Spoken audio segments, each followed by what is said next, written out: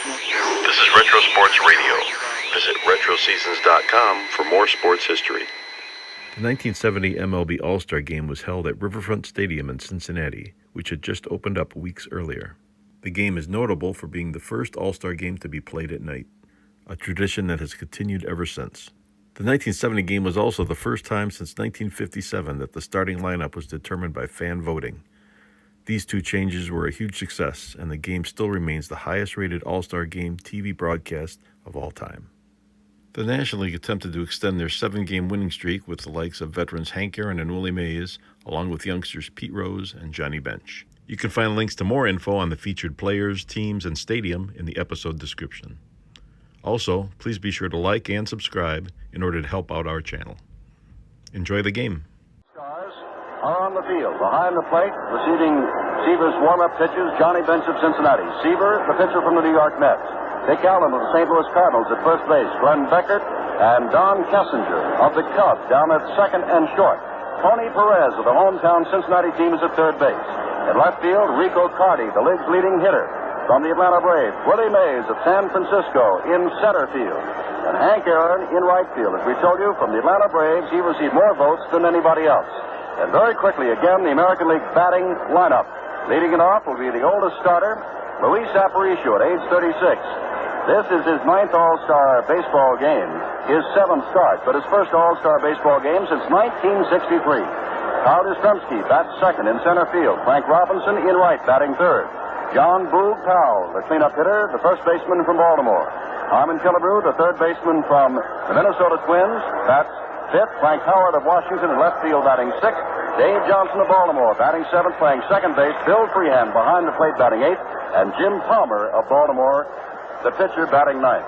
Aparicio with a .313 batting average, 3 home runs, 24 RBIs, steps in, right-handed batter with a closed stance, and in perhaps the closest voting in all of the American League this year, it was for shortstop, and Aparicio went out over Rico Petrocelli of Boston. A big, wide, sweeping curve is what Seaver started Aparicio off with, and Luis was way out in front of it and fouled it back, barely getting a piece of the ball. Strike one to Aparicio as this 41st Major League All-Star Baseball game is underway.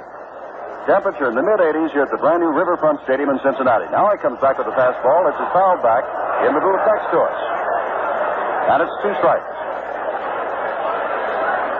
I don't know, Sandy, if in All-Star play you look for that big sweeping curve on the first pitch of the ballgame. I wouldn't think so, Jim. Not especially from a fellow like Seaver, who has not pitched since last Thursday. Strikes him out on a fastball.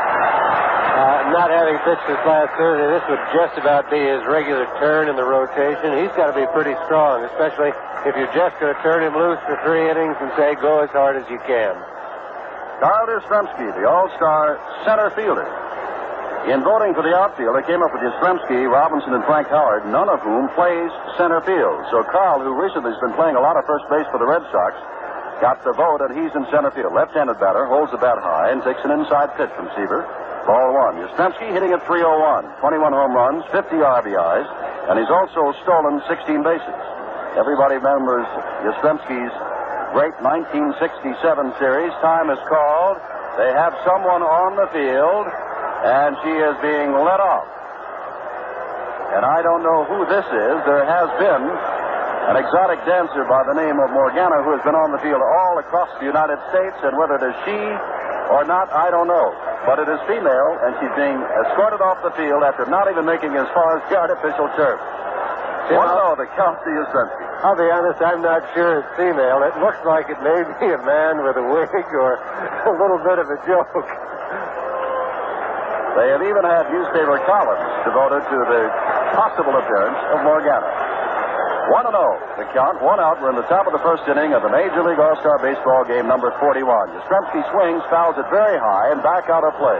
It's 1-1. Seaver, the pitcher, from the Mets, bench of Cincinnati, the catcher.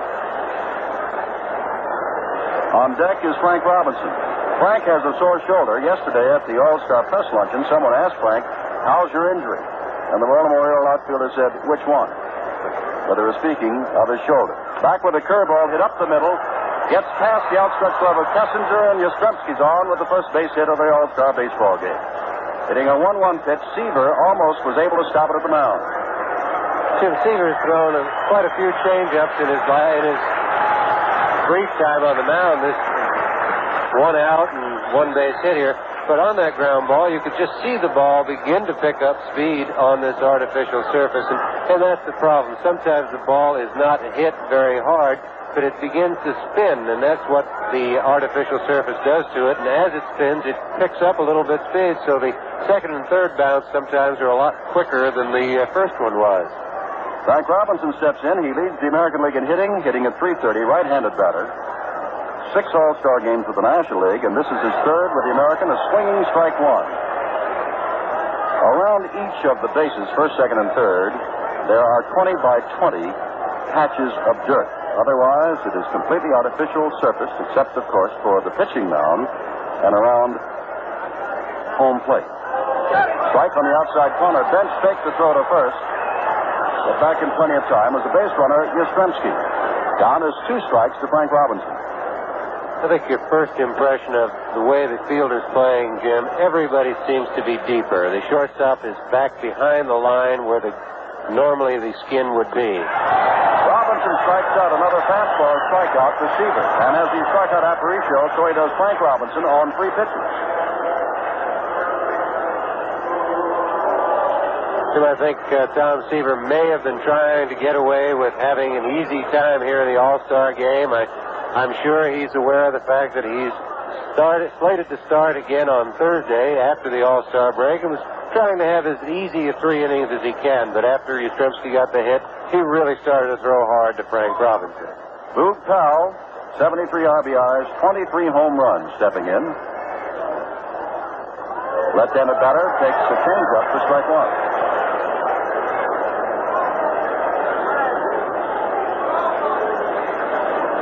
Powell hitting at .320.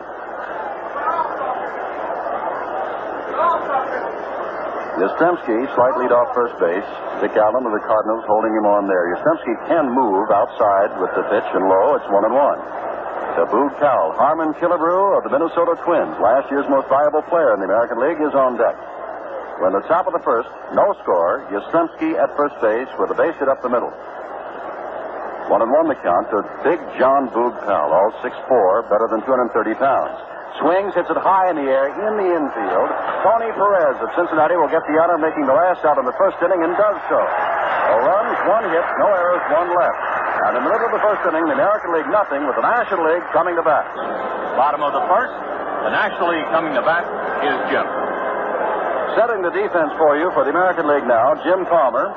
Warming up, of course. Palmer had a great history of injuries after being a star of the 1966 season in the World Series, but has come back and is 12-6 thus far this year from Baltimore. Bill Freehan is behind the plate from Detroit. Boog Powell of Baltimore at first. Davy Johnson of Baltimore down at second. Luis Aparicio of the White Sox at short. Harmon Killebrew of Minnesota at third. Frank Howard of Washington at left. Carl Yastrzemski of Boston in center. Frank Robinson of Baltimore in right. The batter is Willie Mays. This is his 21st All-Star game, the 7th time he has led off an All-Star game. Takes a called strike from Palmer. Back in 1965, Mays led off with a home run. And that's only been done 3 times in the previous 40 years of Major League All-Star play. Palmer, a right-hander, comes back, misses outside. It's 1-1 to Willie Mays, hitting at .272, 619 home runs, second only to the great Babe, 19 of those this year. Last year, Mays hit only 13 home runs all year, but has 19 already this year. 47 RBIs. Big swinging strike. Mays, the big scoreboard in center field shows, holds the All-Star records for most at-bats, most runs, most hits, most stolen bases, and most total bases. Outside of that, Willie hasn't been doing much lately. Count is 1-2 to him. Palmer, the right-hander, throws inside. Mays leans away from a fastball. It's 2-2.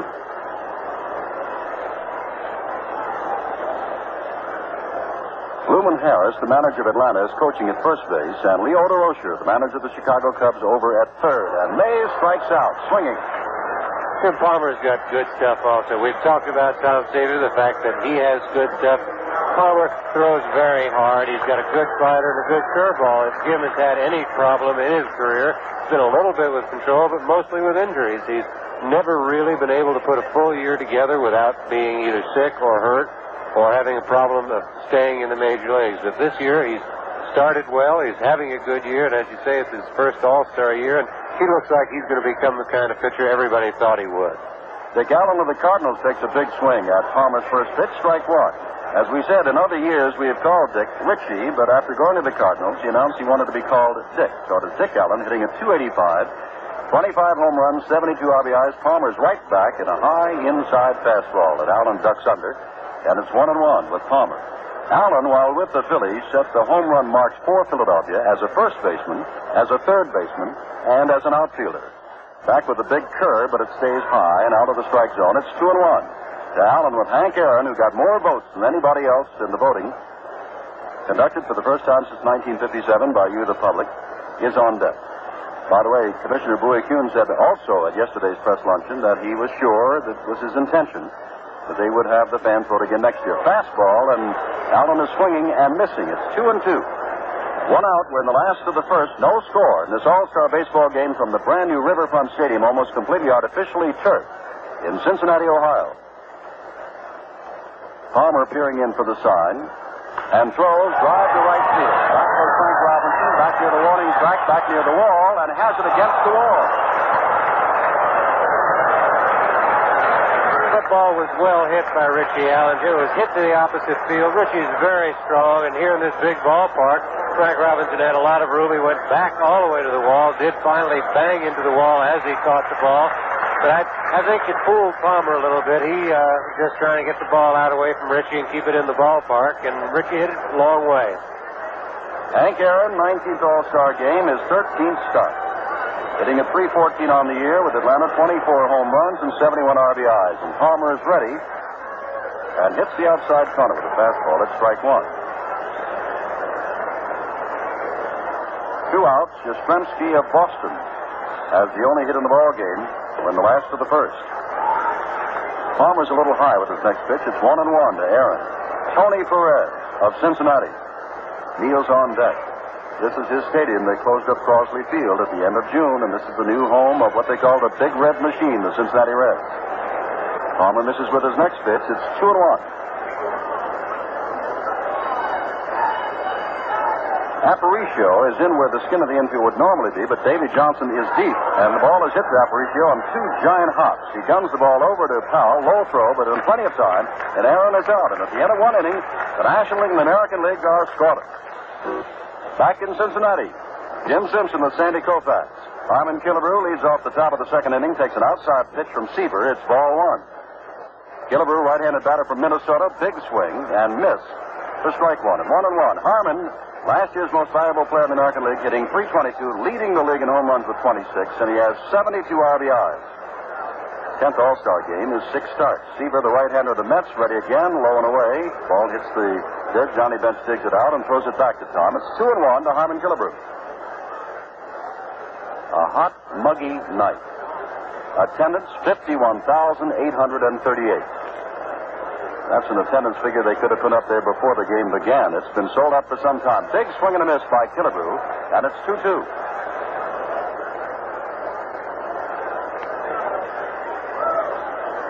Now we look at both Beckert, and they've got the shift on for Killebrew. Beckert is on the third base side of second and almost in short center field, out past where the skin of the infield would be. Killebrew, though, strikes out, swinging. And that's the third strikeout for Tom Seaver. Jim, I think we should describe this infield a little bit. There is no dirt as a base path portion, but they have white lines to designate where it would normally be. It is all the green artificial surface, but you can see the outline by a white line drawn all the way around the infield, so you can sort of tell where the infielders are playing. Frank Howard stepped in, turned to Al Barlick, the National League umpire, and Barlick walked out and asked Tom Seaver for the baseball, looks at it, and tosses it back to Seaver. And as Howard of the Washington Senators stepped in, you could hear the boos of the crowd. Frank is a big man, listed at 6'7", and he says he plays at about 260. There are those who will say it's more like 280. Frank hitting 282, 24 home runs, most of them giant blasts, 67 RBIs. Third All-Star game and his third start. Big right-handed batter. 1 out on the top of the second in the scoreless All-Star baseball game. And he swings that big cut and misses. Strike 1. 4 men have struck out 6 in an All-Star game. Most recently, Ferguson Jenkins a couple of years ago in 1967. Fastball down the middle, strike 2. Carl Hubbell, remember his great feat? The men that he struck out: Ruth, Garrett, Simmons, Fox, Cronin. Outside and high from Tom Seaver. It's 1 ball, 2 strikes to Frank Howard. Aparicio led off for the American League by striking out on 3 pitches. Yastrzemski's single went up the middle. Robinson, Frank, struck out on 3 pitches, and Powell popped out. Since that time, Killebrew has also struck out, and big Frank Howard strikes out, and that's the 4th for Tom Seaver. Seaver looks like he's throwing very well tonight. He isn't throwing his good fastball all the time. He gets 2 strikes on the hitter, and all of a sudden, there's just a little bit extra on that fastball, and it's given the American League hitters a lot of trouble up to now. Well, we were talking about that All-Star record, Sandy. 6 strikeouts, and of course, a pitcher can only work 3 innings unless it goes to extra innings, and Seaver already has 4. Breaking pitch low and away from the next batter, Davy Johnson of Baltimore, hitting .299, playing second base. His first start, he was on the 1968 squad, played and was 0 for 1. He was named last year, but was hurt and didn't get to play. Strike 2 swinging. And since Rod Carew is injured and out of active baseball, at least until September, according to President Calvin Griffith of the Minnesota Twins, Davy Johnson is down at second base. Well, Seaver's out in front of Johnson now, already with 4 strikeouts. Comes back, Johnson gets a piece of it and fouls it to the screen. You know, some people say, Sandy, that you dwell too much on statistics of baseball, but those who love and follow baseball, statistics are just like the basic course. And here we are, 6 strikeouts to record, and Seaver already with 4, and we're not yet through the second inning. Just misses. Seaver started to walk off the mound. He thought he had strikeout number 5. Jim, I think the whole National League team thought he had strikeout number 5. Johnny Bench started to leave. The whole infield was on its way out. The only one that said no was Al Barley. 2-2 the count. Seaver back, hit high in the air, and into short right field. Aaron circles back and over. Willie Mays is there. Aaron will make the catch, and it's another 1-2-3 inning for the American League. A run, hit through errors, and none left. And now again, here's a word from Len Dillon. The crowd here at the Riverfront Stadium in Cincinnati in the scoreless ball game as we open the second cheers the arrival of Tony Perez, hitting .356, leading the National League with 29 home runs and 90 RBIs, and of course, he plays for the Cincinnati Reds. Right-handed batter, closed stance. Jim Palmer of Baltimore, the right-handed pitcher, staring in and throws high to Perez. Ball 1. The American League, no runs, 1 hit, no errors. The National League up only for the second time, went down 1-2-3 in their half of the first inning. Palmer ready again, throws again. This one is shoulder high. A little bit lower than the shoulder, says Barlick, and it's a strike. 1-1.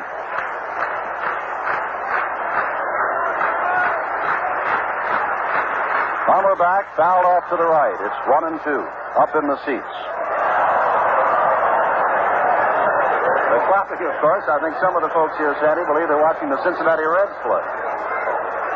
Of course, they're proud of Perez, and with the All-Star break and already 90 RBIs and 29 home runs and a .356 average, you know the kind of year he's already had, let alone at the finish. Fastball from Palmer is high, and it's 2-2.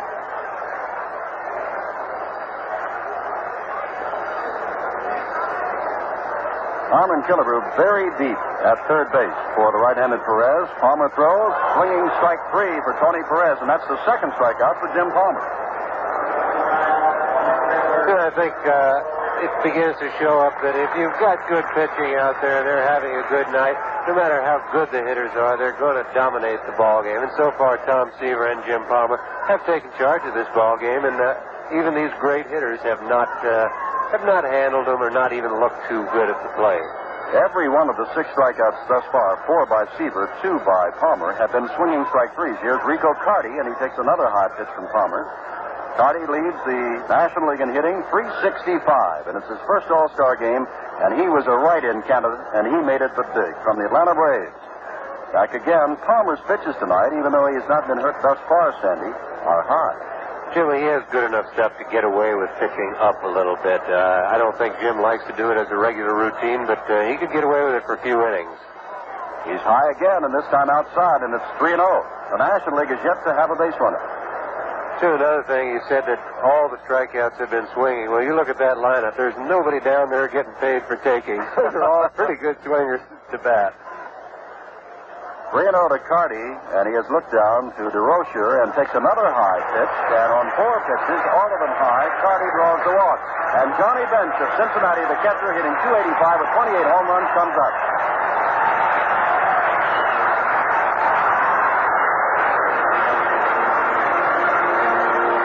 The National League has its first base runner, Enrico Carty, at first base. And Johnny Bench, who was on the All-Star squad as a rookie.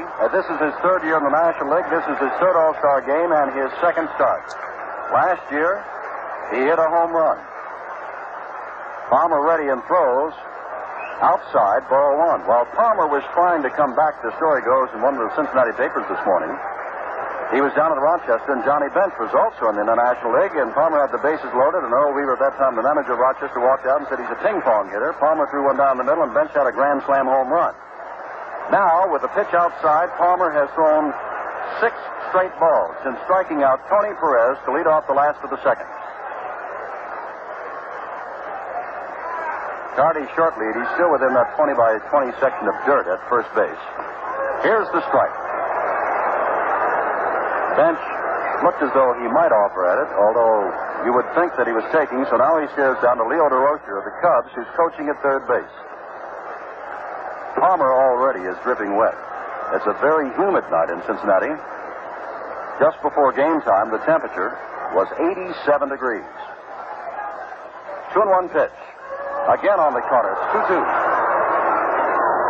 Tonight's broadcast not only heard throughout the United States on NBC, but through AFR-TS, overseas, in Europe, and in Southeast Asia, wherever you are, Japan. Danny Koufax and I greet you from Cincinnati, Ohio, in the brand new Riverfront Stadium. Scoreless ball game. Breaking pitch, Bench fouls it back. 2-2. Last of the 2nd inning, 1 out. That's Perez's strikeout. Carty with a walk on 4 pitches down at first base. And 2-2 to Johnny Bench in this scoreless ball game. The 1968 game, remember, was 1-0. When Mays got on and scored an unearned run as the first man up for the National League down on the Astrodome. Fouled back and toward us and over our heads behind home plate. Count remains 2-2 to Johnny Bench. Bench is a youngster, only 22 years old, born in Oklahoma City. Lives in Cincinnati. And back in 1967, when Jim Palmer was trying to work out his arm problems at Rochester and Bench hit that grand slam off of him, he was only the minor league player of the year. Palmer in the stretch, looking at Carty, and comes back, and again Bench fouls it back. There is a breeze blowing within this Riverfront Stadium, and I'm sure it's swirling around, but the flag out on right center field is blowing from center toward right. Don Kessinger of the Chicago Cubs on deck.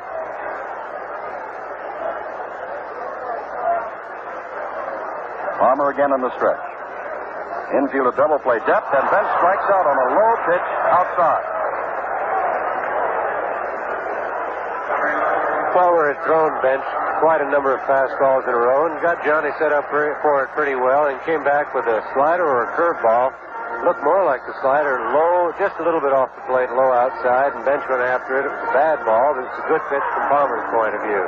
Palmer's now struck out 3, and Seaver has struck out 4. Here's Don Kessinger, the switch hitter from Chicago, batting left-handed against the right-handed Palmer. Don hitting .281, not known for power, has 1 home run this year. Last year, he hit a total of 4. But last year, he also won the Golden Glove. And last Saturday, Sandy and I were in Chicago for a Chicago Cubs game, and Kessinger had some kind of day afield. A foul laced down along the third base line. It curves into the seats. And it's 1-1 to Kessinger. Kessinger, of course, was playing then in what they call the friendly confines of Wrigley Field. Tonight, he's on this artificially turfed infield and outfield. First time in his career. 1-1 to Don. Carty still at first base. High outside pitch from Palmer. It's 2-1. 2 out, last of the 2nd, no score. Sure, I think Kessinger is the kind of hitter that this artificial surface would really help. Normally, he's hitting left-handed. He doesn't have great power. The outfield would be playing him shallow. But On a field like this, they can't afford to play too shallow because the ball gets by them easy, so he'll have a chance to drop the ball in front of outfielders that he doesn't have on a regular field. Kessinger fouls the next pitch back, and the count remains 2 balls, 2 strikes to the Chicago Cubs shortstop in his third All-Star game. He has yet to have a hit in All-Star play. He's been up 5 times before and is hitless. Len Beckert, his teammate from the Cubs, standing on deck. Over behind first base, where President Nixon and his party are seated. Up the middle, and might get through. Aparicio tries to flag it down. Cannot. Playing in shallow center field as Yastrzemski picks it up very quickly, and Carty has to stop at second, and the National League has its first base hit. And there's a ball that was not hit too well. Aparicio was playing around towards second base. But I think on this field, the ground balls do pick up so much speed that the ball does not slow down. It gets going faster, and that ball got through the infield. I think in a normal field, the ball probably would have been caught and fielded by Aparicio behind second. Len Beckert of the Chicago Cubs hitting .261. And speaking of strikeouts, as we have, here's the man that's been the toughest to strike out in the National League for the last 4 years. He takes the ball inside from Jim Palmer. Beckert, very close stance, right-handed batter. Always managed to get a piece of the ball. Chokes up on the bat. Palmer ready and throws high again. 2-0. When Jim has been wild, for example, when he walked Rico Carty, in this, the second inning, he walked him on 4 pitches, and all of them were up. When he struck out Bench, it was on a slider, blown away. Carty down at second, Kessinger on first, 2 out. Back with a breaking pitch, but again it's high and slightly outside, and it's 3-0 to Kessinger. Looking down to the American League bullpen, no activity. The American League has quite a few they can call in. Mike Cuellar, Sam McDowell is scheduled to go next. Dave McNally, Fritz Peterson, Jim Terry, Clyde Wright, Jim Hunter, Mel Stottlemyre. Drive on 3 hops to Davy Johnson, who sidearms at the Boog Palace teammate at first base, and the National League goes down on no runs, 1 hit, no errors, and 2 left at the end of 2 complete. It's a scoreless ball game. Bill Freehan will lead it off in the 3rd inning for the American League in this scoreless ball game at the Riverfront Stadium in Cincinnati, Ohio. The 41st Major League All-Star Baseball game. The Riverfront Stadium right by the Ohio River. As a matter of fact, they even have what they call flood control here. Flood walls to prevent the Ohio from overflowing as it did years ago and flooded Crosley Field.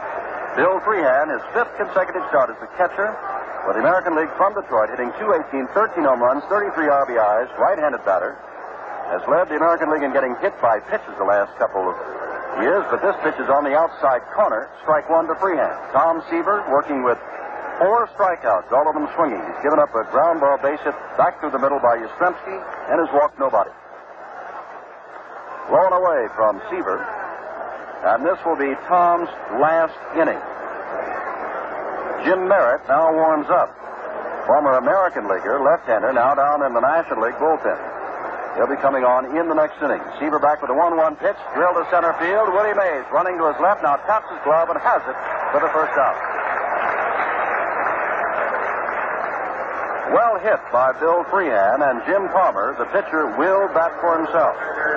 Palmer's won 12, lost 6. And, of course, plays for Earl Weaver for the Baltimore Orioles. And, of course, Baltimore is having a grand time in the Eastern Division of the American League, leading Detroit by 6 big games. Palmer takes a swing at the first pitch. It was in on his fists. It's strike 1. Jim Palmer is a pretty good hitting pitcher. He's not hit for that good an average this year, but he's got good power and hit a few home runs in his career. Tries to bunt. Perez playing deep, comes with a barehanded pick, throws and has it. Fine play by Tony Perez. Yeah, that's a very, very fine play by Tony Perez. He was playing deep. He was playing very deep. And the bunt play is even more difficult, I would think, on this kind of an infield. It's very tough to keep your footing, and Perez came in, made the play, picked the ball up cleanly, and threw from that off-balance position and made just a great throw. If the throw is a little bit off where Richie Allen can't stretch, he can't make the play. Aparicio, who struck out on 3 pitches, is back. With 2 out in the 3rd inning for the American League of a scoreless game, Aparicio, right-handed batter from Chicago, takes outside ball 1 from Tom Seaver, the New York Mets. Is ready to throw again and does. Ground ball. Chance for Beckert at second base. Scoops it up. Throws on to Dick Allen at first base.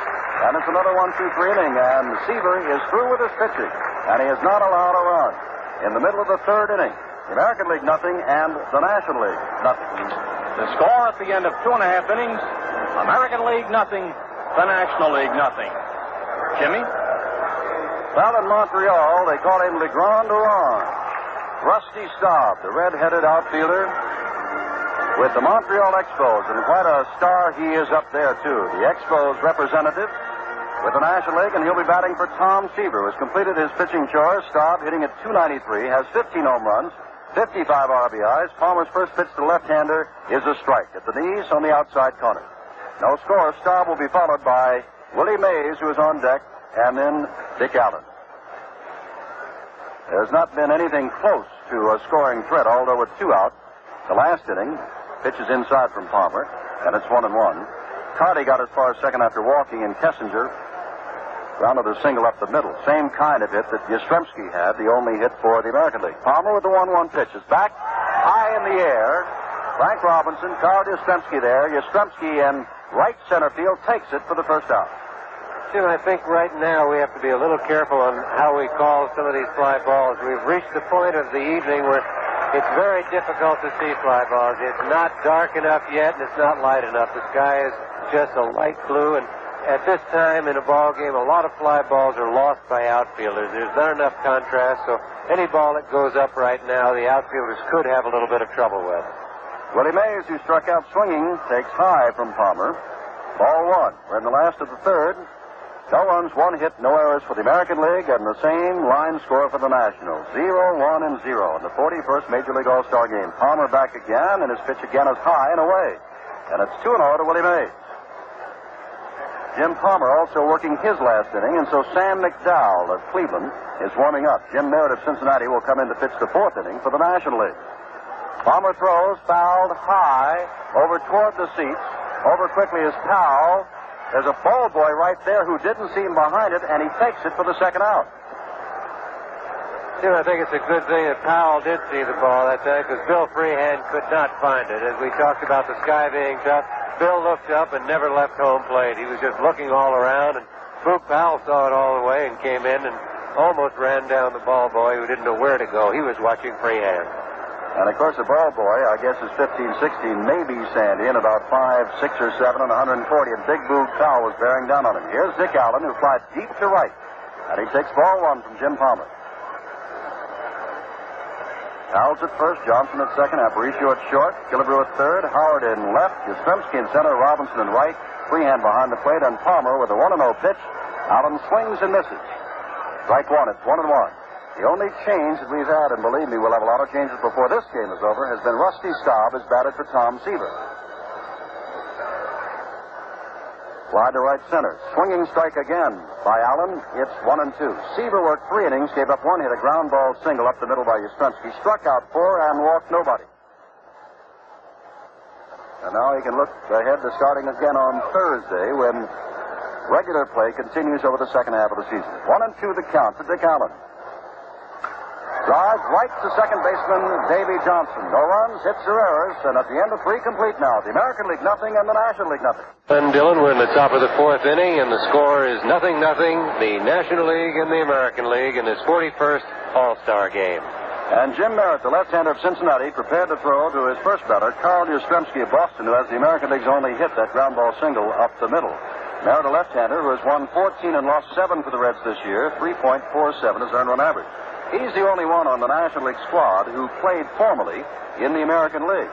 Whereas on the American League squad, Frank Robinson, Frank Howard, Mike Cuellar, Sandy Alomar, Alex Johnson, Tommy Harper, Amos Otis, all played in the National League.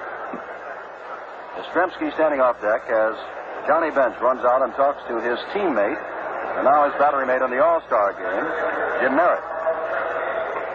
Yastrzemski hit a 1-ball, 1-strike pitch right up the middle over the mound, past Tom Seaver, and into center field for the only hit. Now he drives one deep to center field. Back goes Willie Mays, looking as though he has it all away, taps his glove near the wall and takes it. About 400 feet away. The ball was hit very hard by Carl Yastrzemski. You can watch Mays and tell that he's going to catch the ball. It was fairly evident he was backing up slowly. If there's going to be a problem, he'd get to the wall so that he'd have a chance to jump. But Willie just sort of trailed the ball back slowly and caught it right at the base of the wall. Frank Robinson, who struck out on 3 pitches against Tom Seaver, faces the left-hander Merritt and takes inside from Jim. Ball 1. Well, thus far, there's been no scoring at all. The National League did get one man as far as second base in the second inning. Other than that, no. Robinson almost goes into the ground like a corkscrew, swinging and missing at a pitch from Merritt. 1-1 to Frank Robinson, who's bothered with a sore shoulder, but although Earl Weaver could take players out, he's going with the starting lineup here in the 4th inning. He has to play them for 3, but this is inning number 4. Back again, and Merritt's pitch catches the outside corner. Strike 2. Frank Robinson doesn't think so, walks away. The umpire, and he's got to be warm tonight, Al Barlick, wearing that chest protector underneath a jacket. And the temperature now is at least 85, and it feels as though the humidity is the same. 1-2, back with the ball that bounces in the dirt, and it's 2-2 to Frank Robinson. Yeah, I noticed earlier in the game there seemed to be some breeze up above the stadium. The flags were moving, but right now they're just still, and it seems to be getting warmer. I'm sure before the night's over, it's going to have its effect on the umpire, Al Barlick. Sam McDowell continues to warm, if that be the word, down in the American League bullpen, down in left field. 2-2 the count to Frank Robinson, who struck out. And he's called out on the changeup. The first 2 pitchers we've seen here tonight, Seaver and Palmer, both are great stuff. Merritt comes out. He is not the kind of guy who throws as hard as the first 2 guys, but he has great changes of speed. He has a fine curveball. He has good control. He knows how to pitch. And I think we've seen an example of it here in these first 2 hitters. Boog Powell popped to Perez to end the 1st inning. His last time up, the big, giant, left-handed batter. Facing the left-hander, Jim Merritt on the mound, and the pitch is low and away from him. Ball 1. 2 out in the 4th inning before 51,838. Our radio broadcast tonight traveling around the world on American Forces radio and television service. Another low and away pitch from Boog Powell, and that seems to be the best place to pitch a man that big. I think you look at the scoreboard, and you got a big ballpark in like this new one in Cincinnati, and it's 2 out, nobody on the inning. You try and keep the ball away from the hitter and try and keep it in the park. You give him the base hit to the opposite field, but try not to let him hit the home run. I asked Sandy today about Tom Seaver's saying that sometimes with this kind of artificially turfed ground that you might try to make the men hit the ball in the air instead of on the ground. And Sandy's retort was, I've never seen a ground ball go into the stands for a home run.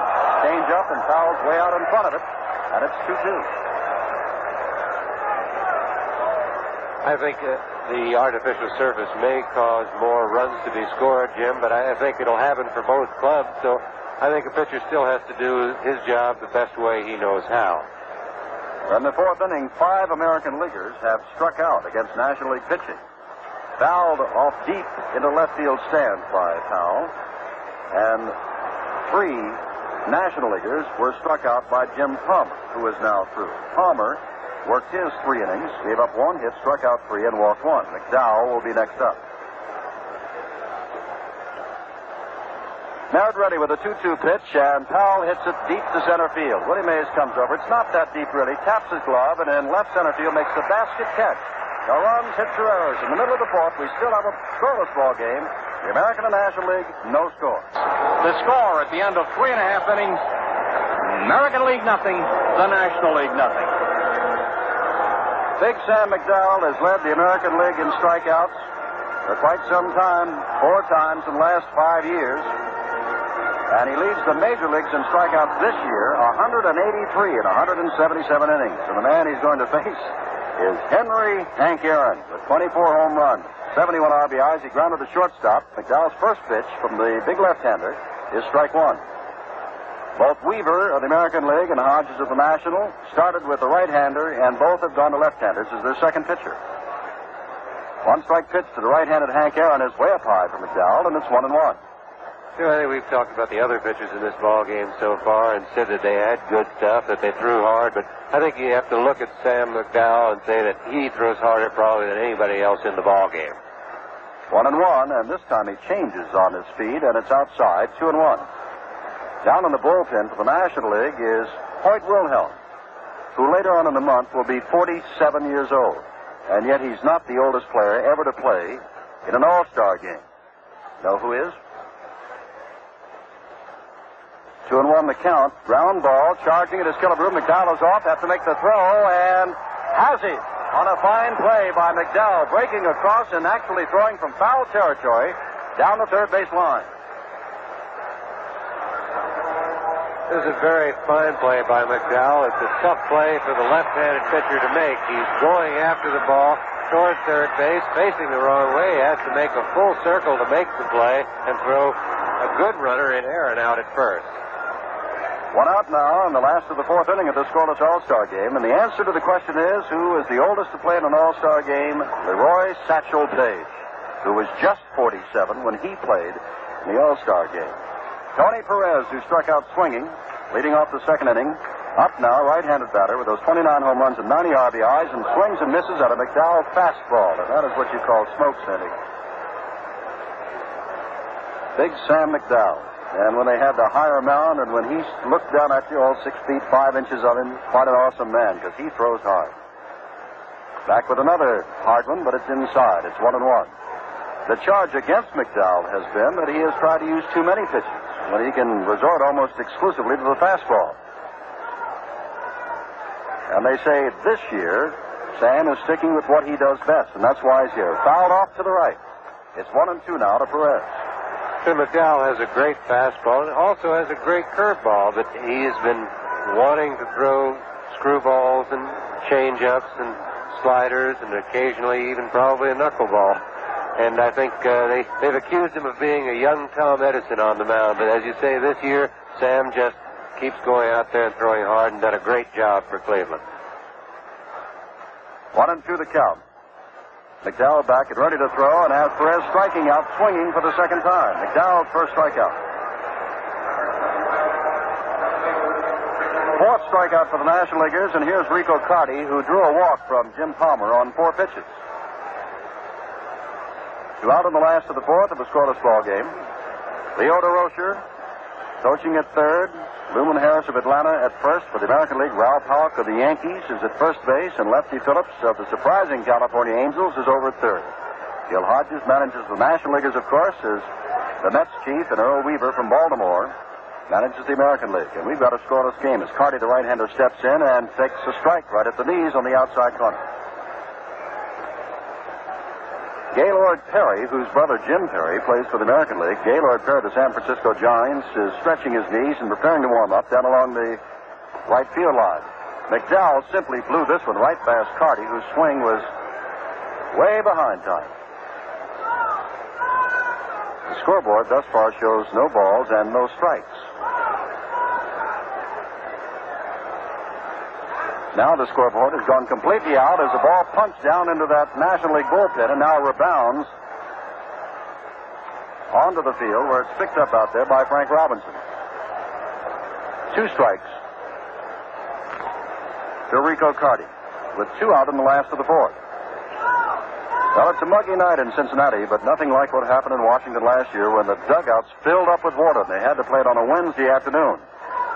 Low at the knees, freehand bobbled the ball for the moment. Carty looks back at Al Barlick, who says it's ball 1. 1-2. There have been no changes other than a pinch hitter and the required pitching changes at the end of 3.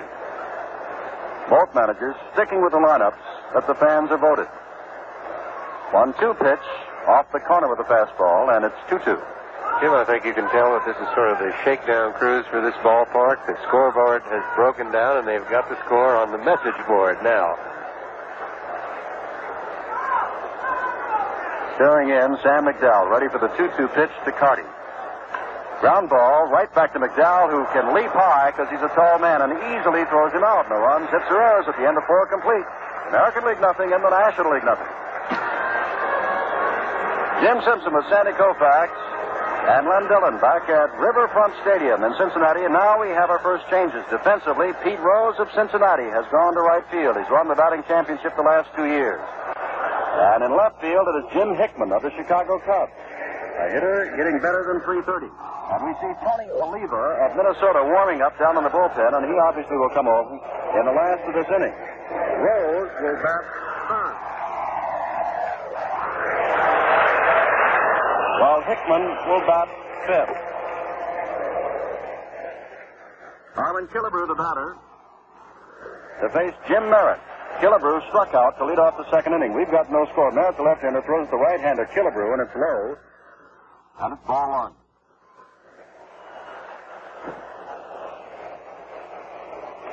And again, Barlick calls for the ball. And Sandy, that's the most we've seen anyone call for baseballs in recent games. Barlick must have inspected 4 or 5 of them thus far this evening. It's a little unusual in that this field, the ball should not get as dirty as it would on a normal field. Ground ball past Perez on one hop. Gloved by Hickman of Chicago in left field, and Killebrew has the second American League hit. And the first off Jim Merritt. Killebrew's a real fine off-speed hitter. Merritt tried to change on him, and Harmon hit the ball line drive into left field. I believe we're going to have a pinch runner now for Harmon. Tommy Harper has gone in to run. Killebrew is all done for the night with that base hit. Tommy Harper, of course, last year had a great year. Stole more bases in the American League than anybody since Ty Cobb way back in 1915 when he stole 96. Harper last year stole 73. And, of course, Harper having a great year this year in the stolen base department with nearly 50. Big Frank Howard takes low from Merritt. Howard, a big right-handed batter. Merritt, a left-handed pitcher. No score, but the leadoff man, Killebrew, singled, and Harper is running for it. Harper, of course, the representative of the Milwaukee Brewers. And with a good leadoff first base. Harper used to play for Cincinnati. And on that move to the plate, as Howard swings and misses, Harper was moving back to first base. Jim Merritt has a fine move to first base. He hasn't thrown over there yet. Until he does, Harper can't be too sure just how good that move is. So Merritt may not throw over there and just keep Harper guessing. 1-1 the count to Howard. Now he lobbed one over there. I think I said Harper had nearly 50 strikeouts. That is incorrect. He has 28. Howard struck out back in the second inning against Tom Seaver. Wait, Seaver throws inside. And it's 2-1 to Frank Howard of the Washington Senators, wearing the gray traveling uniform with the red numbers and the red batting helmet. Don Kessinger has gone way back. Ball is in the dirt to Howard. And it's 3-1. The National League has not given up a walk yet. Harper, of course, talking about his steals, not his strikeouts. Tommy now ventures out to 1 foot on the artificial surface. And so Merritt's going to throw over there, and Harper's back in plenty of time. 3-1 the count to Howard, the leadoff batter here in the 5th inning of a scoreless All-Star baseball game. Killebrew singled, Harper has taken his place at first base, and Howard is the second batter. The 3-1 pitch, let's see if they've got him swinging. They do. Drive to left field, not too deep. Back goes Kessinger. In comes Hickman. Hickman takes it for the first out. They allowed the big slugger to swing on the 3-1 pitch. And he flies to short left field. Harper retreats, of course, to first base, and here comes Dave Johnson, who flied to right field. Johnson, on 2-2, took a pitch that the National League thought was, they had a pitch out going for Harper at first base that the National League thought was strike 3. It was not, and Johnson went on to fly to right field to end the inning. That was in the second. The applause you hear is that the scoreboard is working again.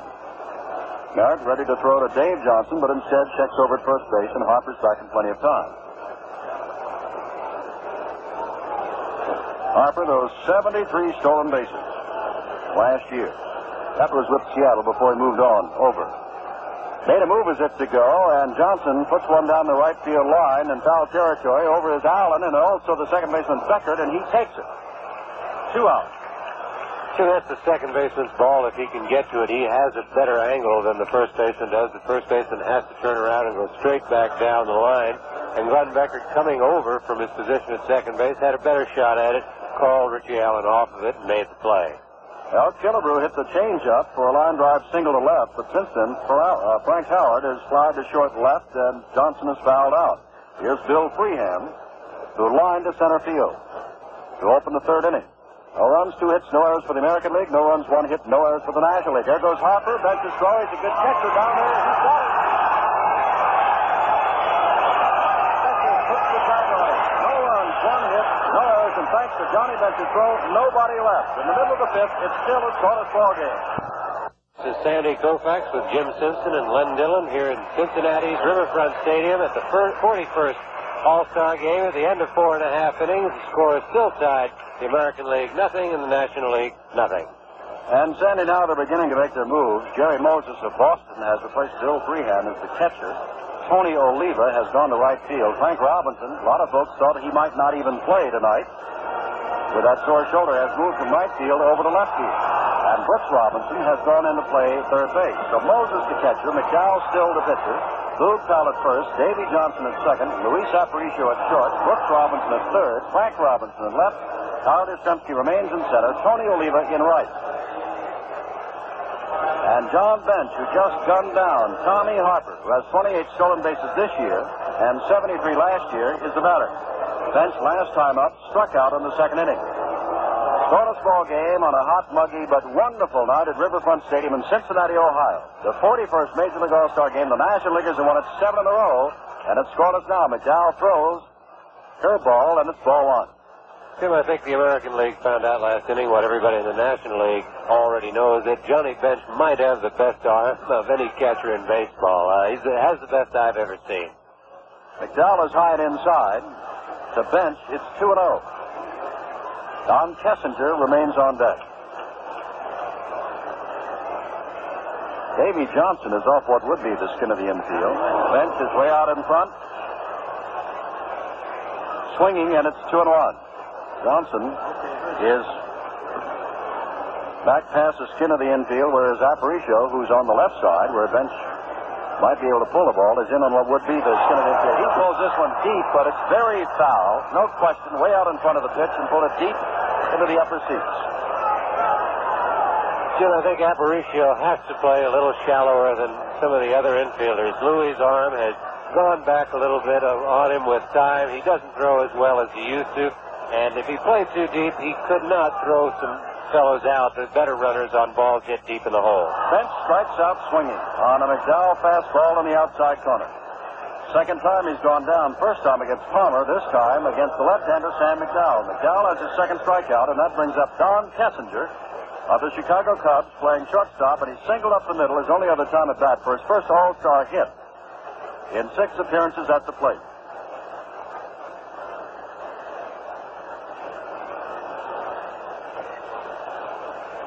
There have been 5 National League strikeouts. Perez has struck out twice, and Bench's teammate with Cincinnati has also struck out twice.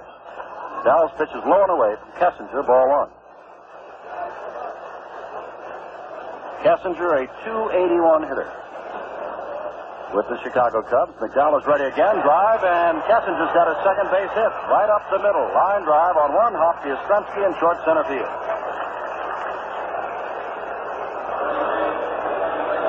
Well, the scoreboard shows the National League has 2 hits. Don Kessinger has them both. Here's Glenn Becker, second baseman with the Cubs, hitting at .261, which is much below Glenn's normal average in the National League. The last 4 years, he's been hitting .287, .280, .294, and last year .291. As we said, very tough to strike out. Very close stance. His right foot is almost out of the batter's box. Strike at the knees for McDowell.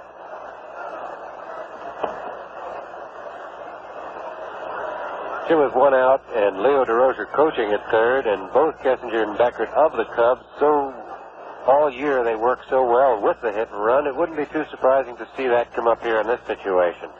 Strike. It's strike 2. Both of them called, both of them at the knees, and Kessinger on first base is telling Leo DeRozier to move down a little bit because looking past McDowell, he can't see him.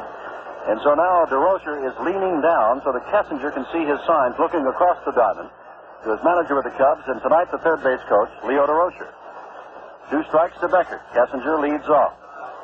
McDowell throws. Ball right back up the middle, picked up at second base by Johnson. He has no play at first base because as he stepped on second, the ball nearly squirted out of his glove.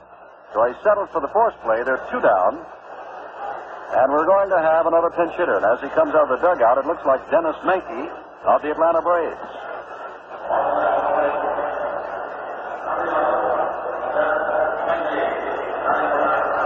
Menke having a great year, hitting at .315. And when they compared what the ball players wanted on the All-Star teams, how their votes would have gone, as opposed to how the fans went, the ball players said Dennis Menke was their number one choice at shortstop. The fans, they said Don Kessinger. Both good men. Menke, of course, batting for merit, who is all through. We'll give you his record in a moment. Inside and low on the first pitch to Menke.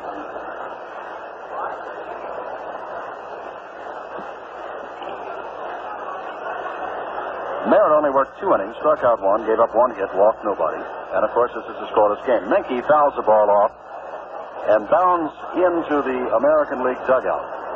And now bounces back out, and Leo DeRosa retrieves it. 2 out, with Beckert on at first base, reaching there on the forced play. No runs, 2 hits, no errors for the American League. No runs, 2 hits, no errors for the National League. We are in the last of the 5th at Cincinnati. Lowered in the dirt and blocked nicely by the new catcher, Jerry Moses, of the Boston Red Sox, who took over after Phil Freehan caught the first 4 innings. McDowell working his second inning. Jim Palmer started, worked 3 without damage.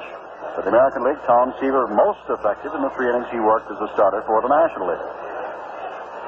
Back with a high pitch is McDowell, and it's 3-1 to the pinch hitter, Dennis Menke, hitting at .315. There has not been an extra base hit. There has not been a run scored. Becker just a step or 2 now off first base. Powell holding on, and McDowell peering in for the sign of Jerry Moses. And the 3-1 pitch, it's up high, and there's the walk given up by McDowell. Here's first, and the second drawn by the National League as Beckert moves on down to second base, and Willie Mays comes to bat. I think if Sam McDowell makes any mistakes, that's the kind of mistakes he makes. With his great stuff, sometimes he'll get behind hitters. And there he was 3-1 to Dennis Menke. He didn't want to just come in with the fastball and let Menke hit it, so he tried to throw the curveball. He does not get that over as well, and he walked Menke, and all of a sudden you're in a little bit of trouble. In fact, you are in trouble anytime Willie Mays comes to the plate. High pitch. And that is not Jerry Moses behind the plate. That is Ray Fosse. We beg your pardon. Fosse of Cleveland, a young catcher. McDowell looking down, 1-0. Back to throw again, very high again. 2-0.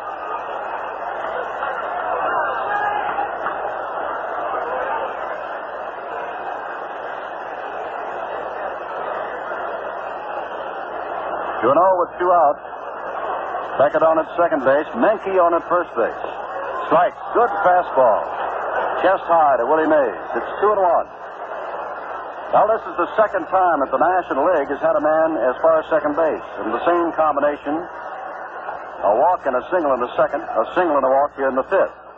But nobody's gotten any further than that. Up high with the fastball again, and it's 3-1.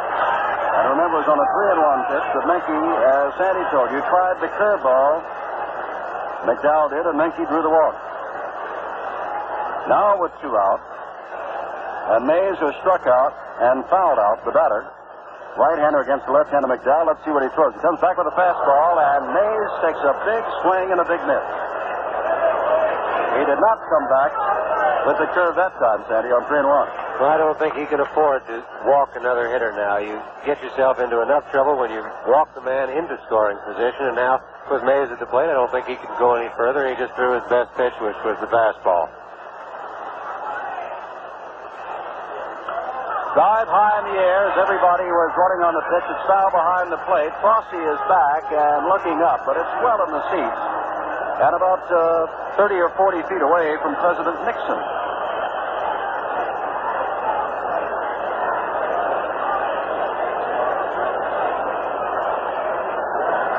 Now the count remains 3-2 to Willie Mays.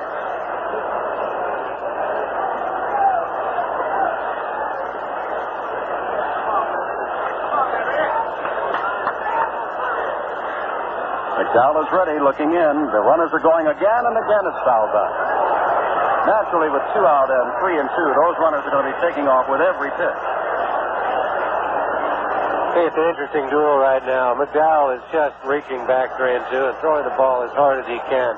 The fellow at the plate, Willie Mays, is just standing there, and he's digging in with both feet and swinging as hard as he can. And as hard as Sam's throwing and Willie's swinging, if he makes contact, he's going to hit the ball. He's in the second deck here. Mays digging in again on 3-2, 2 out. Beckett moving away from second. Menke away from first. McDowell into the stretch. They're running. Here's the pitch, and it's fouled back again. And we'll repeat, it is a very hot and humid night. McDowell is working hard. Mays is working hard. And Beckett and Menke are running hard. Last of the 5th. No score in the 41st Major League All-Star Game. The National League has won 22. The American League 17 has been one time. The National League has won the last 7 in a row.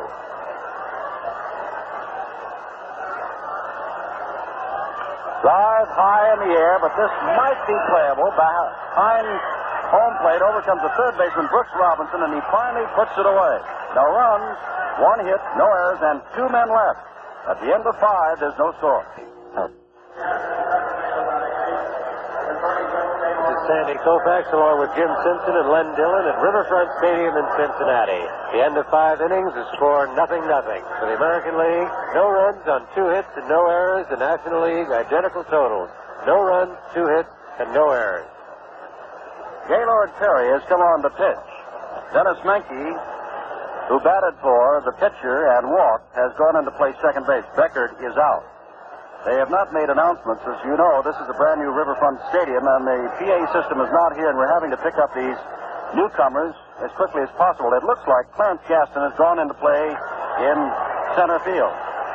First pitch by Fosse is hit to right field for a base hit. Rose is over, picks it up, and throws into Menke at second base, who cuts it off.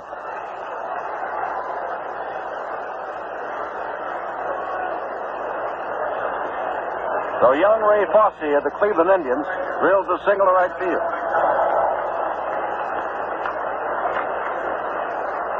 Sam McDowell of Cleveland will bat for himself.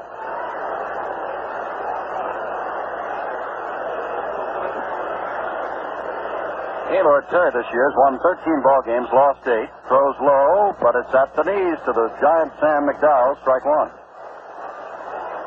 Sure, I have to think that this is one of the few All-Star games that I've seen Willie Mays start that he hasn't gone all the way. Usually Willie comes to this ball game, wants to play the full ball game, enjoys playing in it, and this is one of the few years where he hasn't. McDowell squared as if to bunt. Foul tipped the ball, and the ball got past bench and rolled back, and so Barlick hands him a new ball, and it's 2 strikes to McDowell, and McDowell stares down to Lefty Phillips to see what the third base coach, manager of the California Angels, says to do on the 2-strike pitch. With Fosse at first base. None out, scoreless ball game. We're in the top of the 6th. McDowell strikes out, but the ball is foul tipped and Bench dropped it, and therefore he's alive again. Johnny Bench, who has thrown out a runner, Tommy Harper could not hold on to that swinging strike 3. Was slightly foul tipped by McDowell. Infield, a double play depth with 2 strikes on Sam McDowell. Fosse leading off at first base. McDowell squared around as if to bunt, but the pitch was outside, and it's 1-2. Even with 2 strikes, he was going to bunt. The flag in right center field, it was blowing. Remember we told you from center toward right? It's simply hanging there now on this hot and muggy night. But no chance of rain, and thus far, a scoreless All-Star game. McDowell's going to bunt again at fair, picked up by Perry, who will go to first. The sacrifice works. And for the first time, the American League has somebody as far as second base.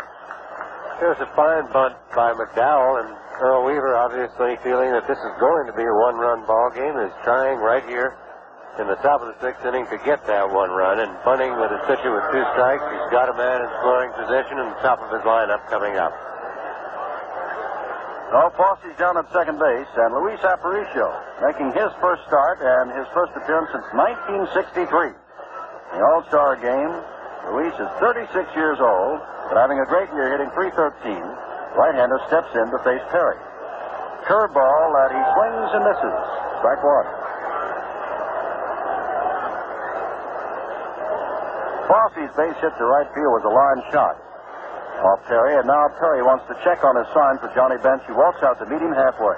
I think Perry and Bench would like to just check on what signs they're using with a man at second base. A little problem here. If you make a mistake in signs, it ends up in a passed ball or a wild pitch, and the runner goes to third. And with less than 2 out, that's a big difference in your situation in the ball game.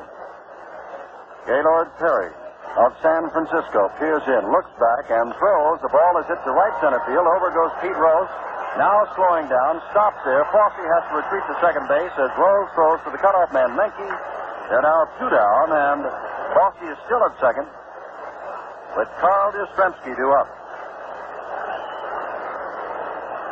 Yastrzemski singled up the middle, and then hit the first pitch he saw in the 4th inning from Jim Merritt and drove Willie Mays deep, right next to the 404 sign in center field. And with that in mind, Johnny Bench walks out to tell something else to Gaylord Perry.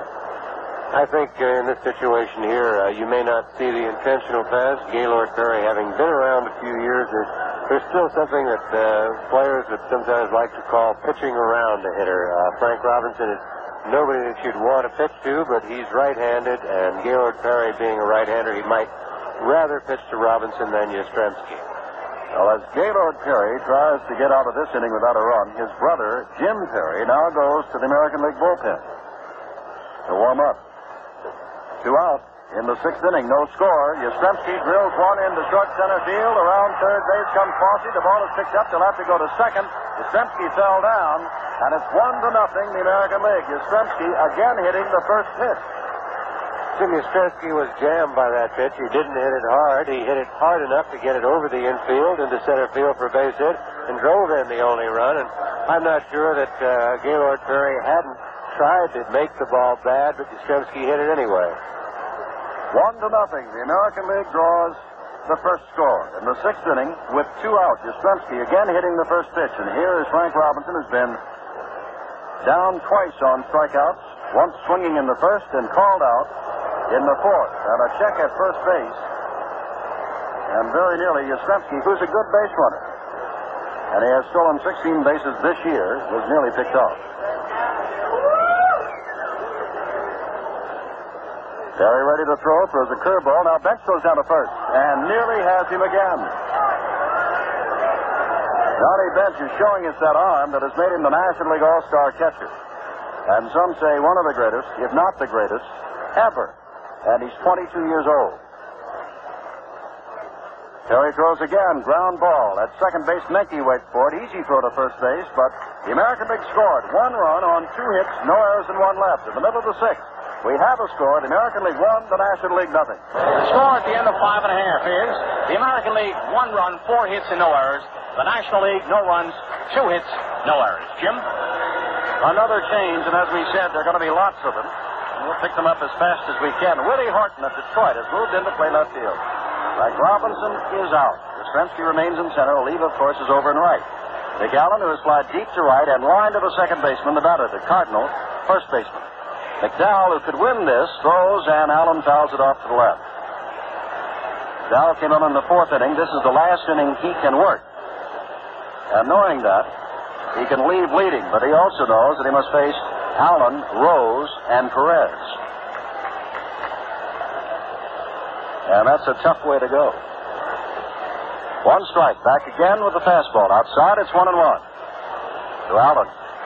In his 4th All-Star game, 25 home runs this year, 72 RBIs, leading the Cardinals. McDowell, like everybody else before him and many of the spectators here, simply bathed with perspiration. Comes back again and throws with his fastball up high. You know, they say those who are in first place at All-Star break are going to win it all. Cincinnati leads in the Western Division of the National League by 10. Pittsburgh by a game and a half in the Eastern Division over New York. The American League, Baltimore by 6 over Detroit in the East. Minnesota by 5 over California in the West. Allen fouls one down the line. Brooks Robinson gives chase. Also is Willie Horton over there, and they watch it drop at the seats about 15 rows deep. It's 2-2 to Allen. Of course, tomorrow's an off day as these players go back either to home or to join their teams on the road. And the Major League continues with the second half of its season in the drive for the division pennants, the league championships, and the World Series on Thursday. 1 run, 4 hits, no errors for the American League. No runs, 2 hits, no errors for the National. 2-2 to Allen. McDowell throws fastball, but it's too high, and it's 3-2. McDowell walked the man. Palmer, the starter for the American League, walked the man. McDowell struck out 2, given up the hit. Palmer struck out 3, gave up the hit.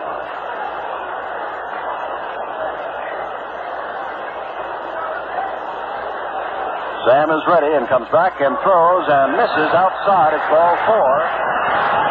And Allen walks with Pete Rose, two-time National League batting champion, member of the Cincinnati Reds, switch hitter coming to bat.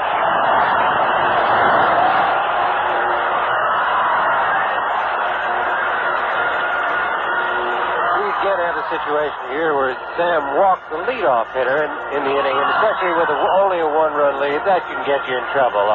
A good ball club can score a run just by playing the game the right way. They don't even have to get a base hit once that leadoff man gets on. If they get him over to second, a ground ball, a fly ball, and they score runs. McDowell is high, and he trips a little bit on the mound with his first pitch, and it's ball 1 to Rose. He's hitting .323, and here at this brand new Riverfront Stadium is hitting well over .400 in the few games he's played here. He loves it. This is not only a National League town, it's a Cincinnati town, and the Cincinnati player, Rose, is at bat. McDowell is ready, throws 1-0, drive foul down the right field line, deep in the seats. As we said earlier, I think Pete would really love this new ballpark. He doesn't have great power. He doesn't hit a lot of home runs. He's a spray hitter. And in a ballpark like this, with the big outfield expanses and the artificial surface, all the outfielders have to play a little deeper. So Pete's going to have a lot more chance to drop balls in front of the outfielders and between them.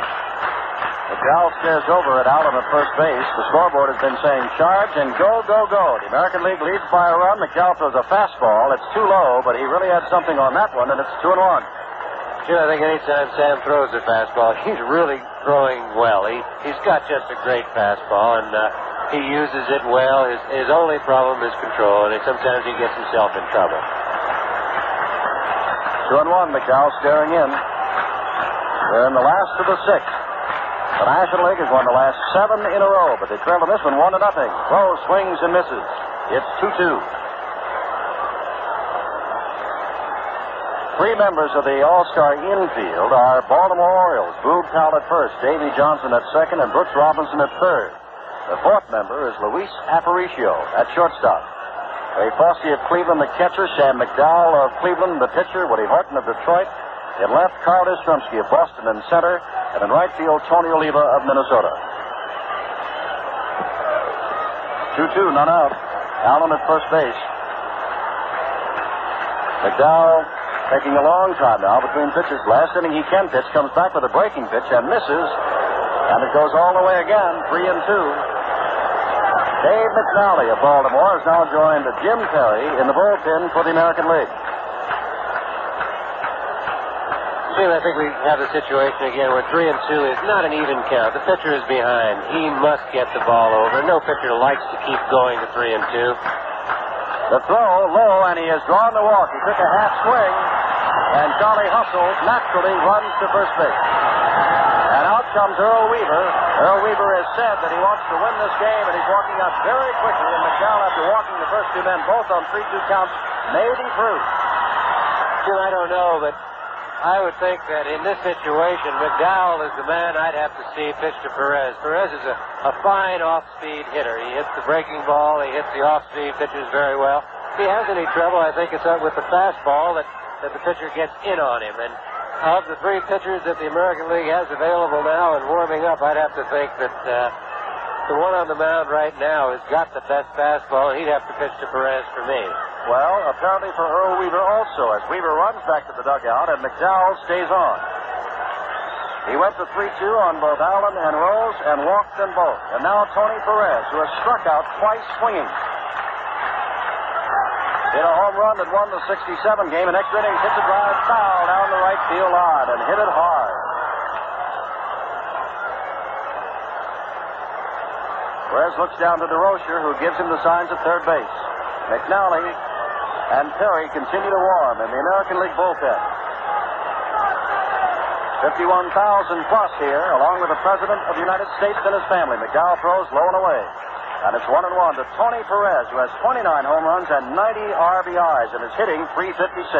Jim, and I don't think that would make a bit of difference if this were a regular season game. His manager would have to have him bunting. He's down by one. He's got to stay out of the double play. But here in an All-Star game, the people want to see Perez hit. The manager, Gil Hodges, has got to let him hit. 1-1 count, hits it high in the air and in the infield. Johnson backs up, waves everybody away, makes no mistake about that, trails the ball, and now gloves it.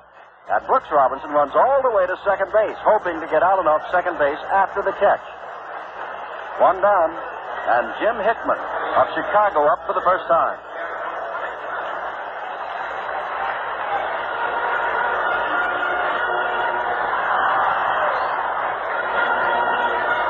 Hickman hitting .335, 5 years with the Mets.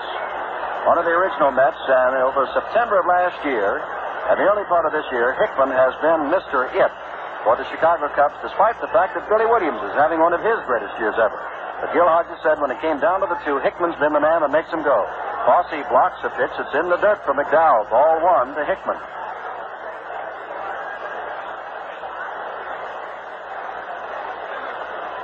Hickman, who is 33 years old, is playing in his first All-Star game. And over the last 15 games of the regular National League season has been hitting at a .367 clip.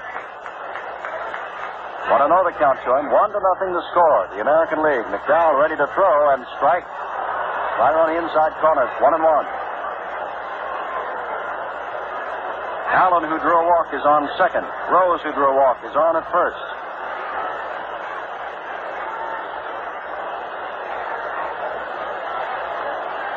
McDowell taking his time. Perry and Stottlemyre, or rather Perry now and McNally, continue to throw. And Dick Dietz and Bill Grabarkowitz begin to warm up a little bit for the National League. They are not pitchers. Hickman fooled on a pitch, swings, and it's 1-2.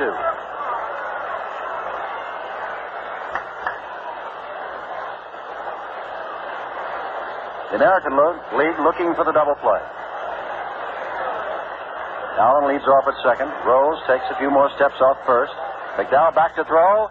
Fly ball to short right field. Davy Johnson again goes out and waves everybody away. Taps his glove, and he's made the last 2 putouts. Allen retreats to second. Rose back to first. And Johnny Bench the batter. I think both those last 2 outs show you what the good fastball can do for you. Sam got in trouble. He got himself in trouble. And McDowell just reached back, threw a little harder, threw good fastballs to the next 2 hitters, and got them both to pop it up to the second baseman. Neither Perez nor Hickman could pull the ball, and couldn't keep from hitting the ball on the fifth. Johnny Bench has struck out swinging twice. The last time, it was McDowell who got him. Sam now trying to pitch out of a jam and protect the 1-0 American League lead. We're in the last of the 6th inning of a low-scoring All-Star game. First pitch for McDowell is outside, ball 1. Well, Tony Perez has struck out twice and popped up. Johnny Bench has struck out twice, but he's also gunned down Tommy Harper trying to steal. But the Cincinnati fans would dearly love to see Bench come up with a clutch hit here and at least tie the game. Remember, he has 28 home runs and 79 RBIs. McDowell throws in an off-speed pitch. He swings and misses. Strike 1. 1-1 to Bench. Jim, Sam McDowell is very successful when he uses the change and when he gets it over. And as we said earlier, sometimes he's tempted to use it a little too much. It's only good because of how good his fastball is. And I think if Sam goes to it too often, then he gets a little in trouble. Swings and misses at a fastball this time. It's 1-2. Then swinging hard. The Cincinnati players love to go for the fences, and you can tell it by the number of home runs they've hit. Perez, for example, 29. Bench, 28. 51,838 looking on at the new Riverfront Stadium in Cincinnati. 1-2 the count. McDowell throws, change, and has him swinging. Bench is struck out for the 3rd time. The first 2 men get on, but then McDowell gets 2 on pop-ups to the second baseman and strikes out the dangerous Johnny Bench. At the end of 6, the American League 1, the National League nothing. That counts. We pause 30 seconds for station identification. Hello again from Cincinnati, Ohio, the brand new Riverfront Stadium. We've had quite a few changes, and we'll give them to you in a moment. The American League 1 run on 4 hits, no errors. The National League no runs, just 2 hits and no errors as we move to the top of the 7th. Boog Powell will be the batter. But Dick Dietz of San Francisco is in to catch, replacing Johnny Bench, who struck out 3 times. Bill Grabarkowitz of the Dodgers replaces another Cincinnati Red, Tony Perez, at third base. Bud Harrelson making his first appearance also as an All-Star, as are Dietz and Grabarkowitz, goes in at shortstop. So it is Allen at first base, Menke at second, Harrelson of the Mets at short, Grabarkowitz of the Dodgers at third, Dietz behind the plate, Perry still the pitcher, Hickman in left, Gaston in center, Rose in right. Al swings and fouls the first one in the dirt. At the plate, strike 1. Boog popped out to Perez back in the first and fly to short center in the fourth. Up for the third time. Leads the American League in RBIs with 73, .320 batting average, and 23 home runs.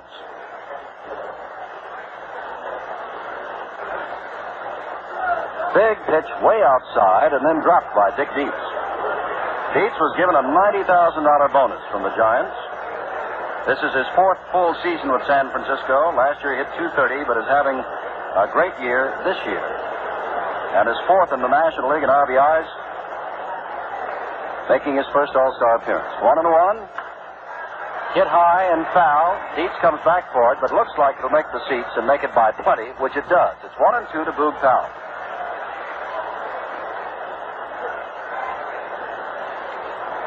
Only a right-hander is going now, and it is Jim Perry, the brother of Gaylord Perry, down in the American League bullpen, and a fellow by the name of Gibson, first name Bob of St. Louis, warms up in the National League bullpen. 1-2 on a steamy night, but an exciting night in Cincinnati. They're proud of the new stadium, and they're proud to have the All-Star Game here. And what a setting for it. Perry, taking a long time, is now set to throw with a 1-2 count to Powell. Swings, grounds it right back to Gaylord, who takes his time, lets Powell run a little bit, and then tosses over to Allen for the first out of the 7th.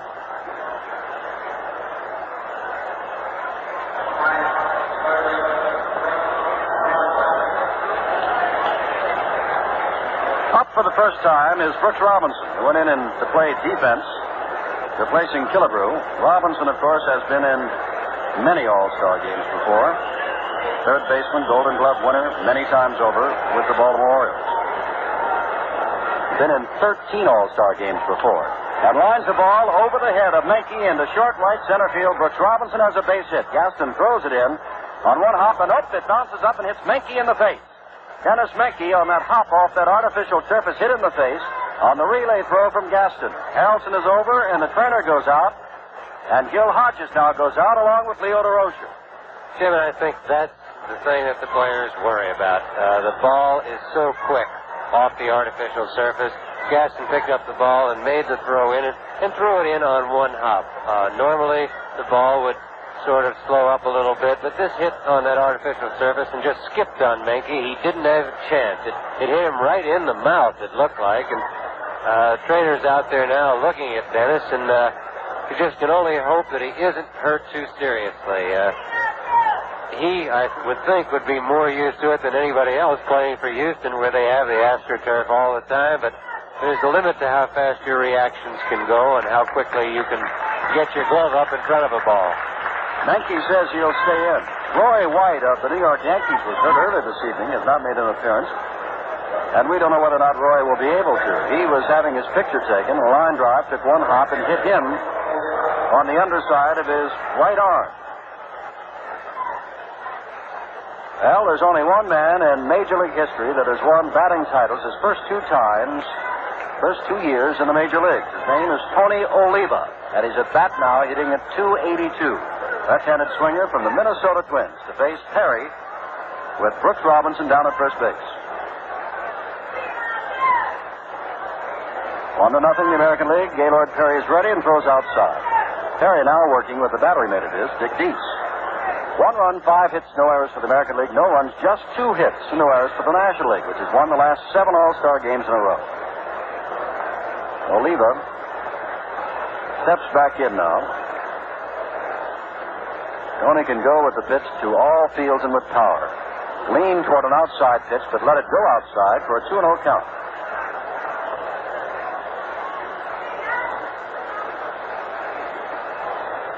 Tony came up in 1964, won the batting title as a rookie. then won it again in 65, and since then has been second twice and third once, despite some injuries. Perry throws again off the corner to Oliva, and Gaylord is down 3-0. The American League hasn't been gifted with the base on balls yet. And on 3-0, Oliva has looked down to his coach, manager Lefty Phillips of California at third base, and is ready, and he is simply taking all the way, and it's strike one. Now with 3-1 and one out, and Brooks Robinson, who does not have great speed on at first base. Oliva takes time to step out to look down at Lefty Phillips.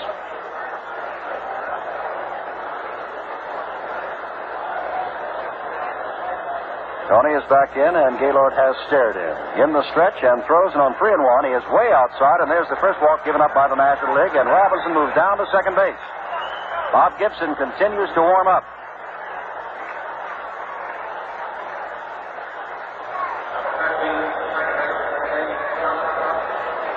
Harry has given up 3 hits in the only run of the ball game and struck out no one, and now he's given up his first walk. And Davy Johnson is starting because Rod Carew of Minnesota, who was voted as the All-Star second baseman, is injured, is up. Davy is fly to right and fouled out to the second baseman. Ball outside from Perry, and Gaylord kicks up dust at the mound. He didn't think it was a ball. 1-0. Robinson on at second, Oliva on at first. The American League won, the National League nothing. We're in the 7th inning. Perry ready to throw again. Sidearm pitch this time, and he has missed again just off the corner and stares in at Al Barley. I don't think Gaylord Perry is too happy about the call on those pitches. But there's always a tendency on all pitchers when you're in trouble to want everything. And a pitch that you'd want when you're in trouble, you just sort of ignore if it was called a ball with nobody on. 2-0 right down the middle, and it's 2-1.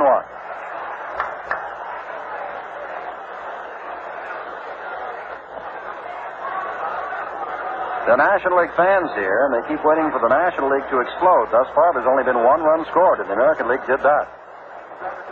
Perry ready and throws again and has another called strike. 2-2. 2 that have just missed, and 2 this last one. Davy Johnson turned and questioned the umpire that it was a strike.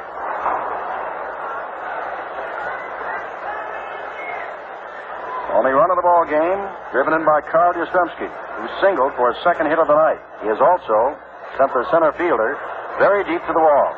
Next pitch by Perry misses, and it's all the way on Davy Johnson, 3-2 with 1 out. See whether they're running or hanging close. On 3-2 with just 1 out. Ralph Houck walks over and says something to Oliva at first base. Houck, the coach at first. Perry staring back. They are not running on the pitch. Unintentionally fouled by Johnson. So it's still 3-2.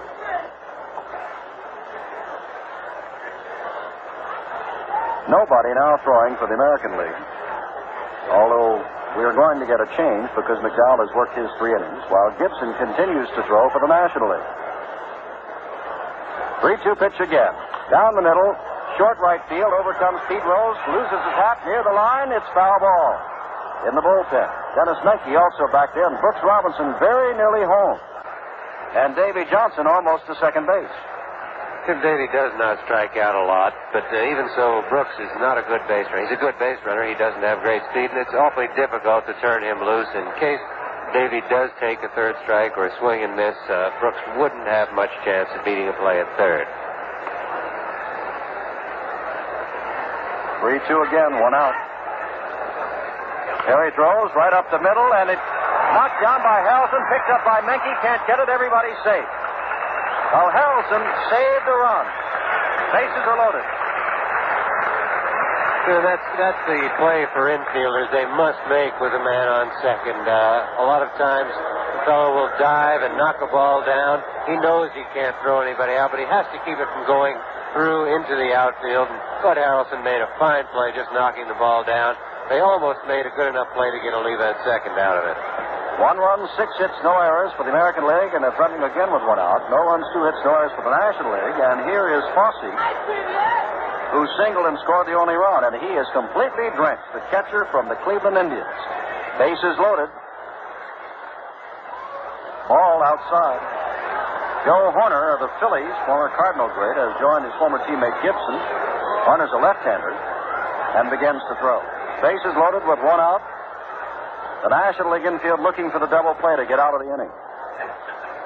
Fosse, I want to tell you, is completely drenched. Perry ready, throws. This is the corner. It's 2-0.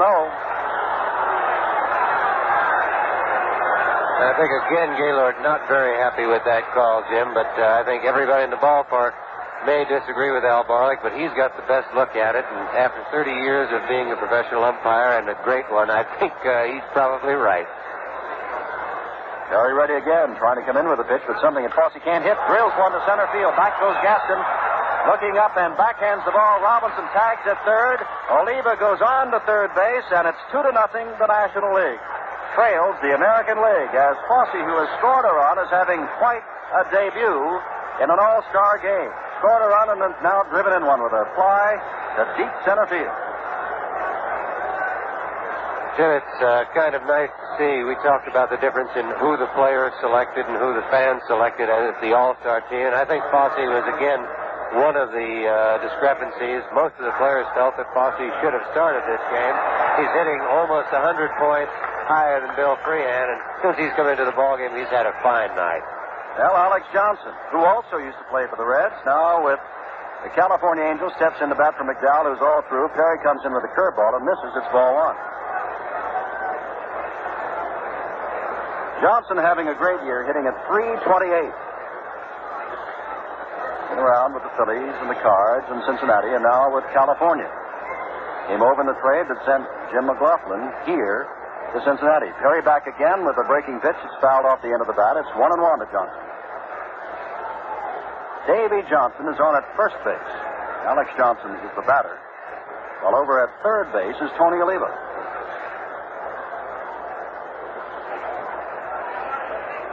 1-1 pitch, a curveball to the second baseman Harrelson, over to second base, or rather the shortstop Harrelson, over to second base Menke for the force out, and they're out of it, but the American League has scored another run. 1 run on 2 hits, no errors, and 2 left. We go to the bottom of the 7th with the American League leading the National League 2-0.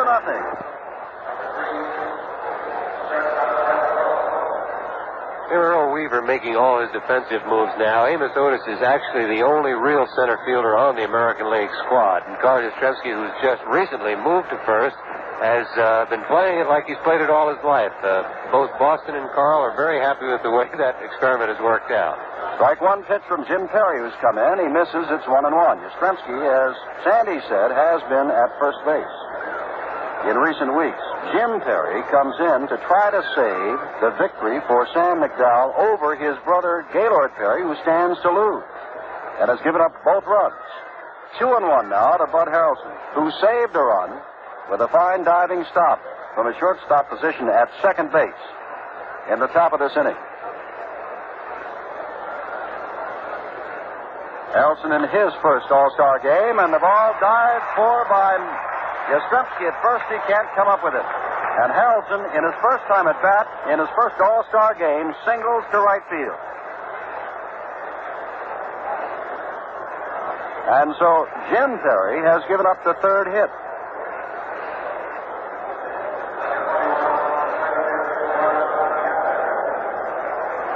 Harrelson was hitting .266.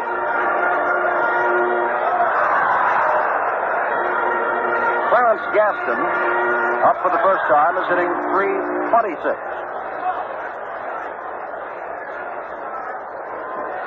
Gaston of the San Diego Padres, what a story he's got, because he was the 30th and last player to be picked by the Padres in their draft to get a team last year, and here he is in the All-Star game.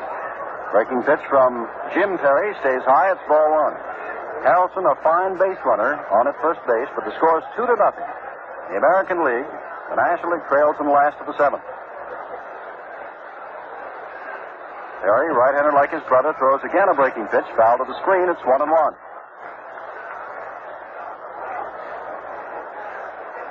Looking down into the presidential box area, President sitting there with his coat on, and no matter what weight coat it is, I'm sure he is quite warm. Temperatures still in the 80s. 1-1, and a breaking pitch is swung on and missed by Gaston. Strike 2. Still in the 80s, although where we are, In the Eastern Time Zone of the United States, on daylight time, it's about 11 minutes after 10 o'clock at night.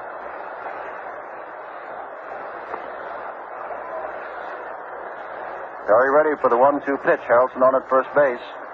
Harrelson blesses it to go. Fastball is inside and rather high. It's 2-2. Well, the man of the hour is the man who was not picked as the number one catcher. Fosse, who in his first time up singled and scored late on Yastrzemski's single in the sixth, and then with a sacrifice line drive to deep center, scored Brooks Robinson in the seventh. 2-2 to Gaston. Outside, it is 3-2. With Harrelson on at first and none out in the last of the seventh. Earl Weaver striding back and forth in the American League dugout and looking to someone, and he may get that bullpen busy again. 2 runs against this National League All-Star lineup is not much. Looks like McNally is getting up to throw again. Either he or Fritz Peterson of New York. Looks now like it's Peterson of New York. Check at first base where Yastrzemski is. Harrelson is back in time. 3-2 to Gaston. Inside, and Gaston draws the walk, and Harrelson goes to second.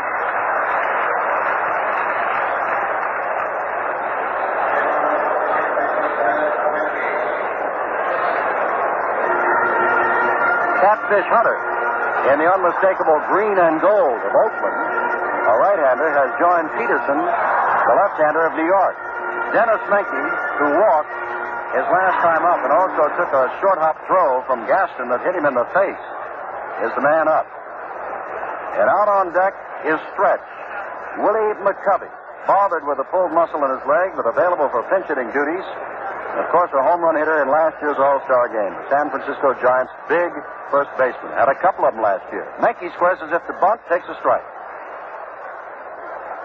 Harrelson down at second base. Gaston on at first. 2-0 to score. Last of the seventh. Jim Perry looking back at Harrelson, who's on at second base. Gaston not being held, of course, by Yastrzemski at first, with no place to go. Second base occupied. Perry throws, swing, and fouled back by Menke. It's 2 strikes. Nobody out. 2 runs, 6 hits, no errors for the American League. No runs, 3 hits, no errors for the National League, but the National Leaguers are threatening. Perry peers in, looks back, throws high, and it hits him. Menke is hit by the pitch. What a tough night he's had. Hit in the face with the ball bouncing on a throw from Gaston, and is now hit by the pitch. The bases are loaded, nobody's out, and the National League comes to life with Willie McCovey coming to bat. Sure, it's an awfully tough night for Dennis Menke. There have been so many great players hurt in the All-Star Games and possibly ruined their careers. And think about Ted Williams hurting his arm, running into a wall, and Dizzy Dean hurting his foot and then hurting his arm consequently after that. And it'd be a shame to have anything happen to any of these great players here tonight. Willie McCovey hitting at 259, and the trainer again had to go out along with Hodges to see if Menke was all right. He says he is. The bases are loaded. McCovey hitting 259, but has 23 home runs and 66 RBIs. The San Francisco Giants' big first baseman. Facing Jim Perry. Swings and misses on the first pitch. And quickly, Ray Fosse runs out to talk to his pitcher, Perry. Gaylord Perry gave up the 2 runs the American League has, and now Jim Perry, with the bases loaded and none out, is trying not to give them back. Sam McDowell left the ball game with a 2-0 lead. 1 strike to McCovey. Perry back and a foul. Back to the screen, and another big swing by McCovey. Harrelson on at third. He singled, went to second when Gaston walked. Menke loaded the bases when he was hit by a pitch. For the last of the seventh.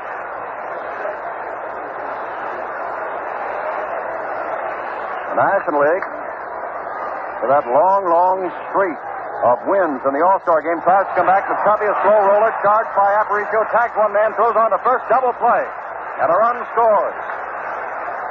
Harrelson scores. I think Menke was a little confused on that play and did not pick up the ball. If he had, he would have known that he had to stop and make Aparicio come and get him. Dennis ran into the tag. I think he was trying to get to second base to break up a double play, thinking Aparicio was going to toss the ball to the second baseman. And Dennis knew that he had to break up the double play because of McCovey's bad leg. But instead, he just ran right into the tag by Aparicio, and it was an easy double play. 2-1 the score. Gaston, the tying run, is on at third base, but two are out now, and Allen, who is hitless on the night, swings at the first pitch and misses, strike one. Allen flied deep to right in the first inning, lined to the second baseman in the third, and walked on a 3-2 pitch in the sixth. Terry has given up one run now, comes back inside and low to Allen, and it's 1-1. Terry got in trouble, giving up a base hit to the first man he faced, Harrelson, walked Gaston, and again in trouble when his wildness forced him to hit Menke. Double play has allowed a run to score with Gaston on at third base. Allen swings and misses again. 1-2. Allen, like all of these home run hitters, are free swingers. They're not like the Beckerts, who hit few home runs, but seldom strike out. Terry ready on the 1-2 pitch and throws, and it's fouled upstairs. There are no screens or any kind of protection in front of the press box behind home plate. And the writers here had better stay pretty alert. That ball bounced in and out again. Terry ready to throw. 1-2. It's low and in the dirt. Picked up by Fosse. Fosse is going to lose a few pounds tonight. Catching as he is behind the plate. Completely wet. But I'm sure at the moment completely happy. He has done quite a job. 2-2 now. Allen trying to get the tying run in. Jim Terry ready to throw and throws low and away. And we have a full count again. With Charlie Hustle, Pete Rose kneeling on deck.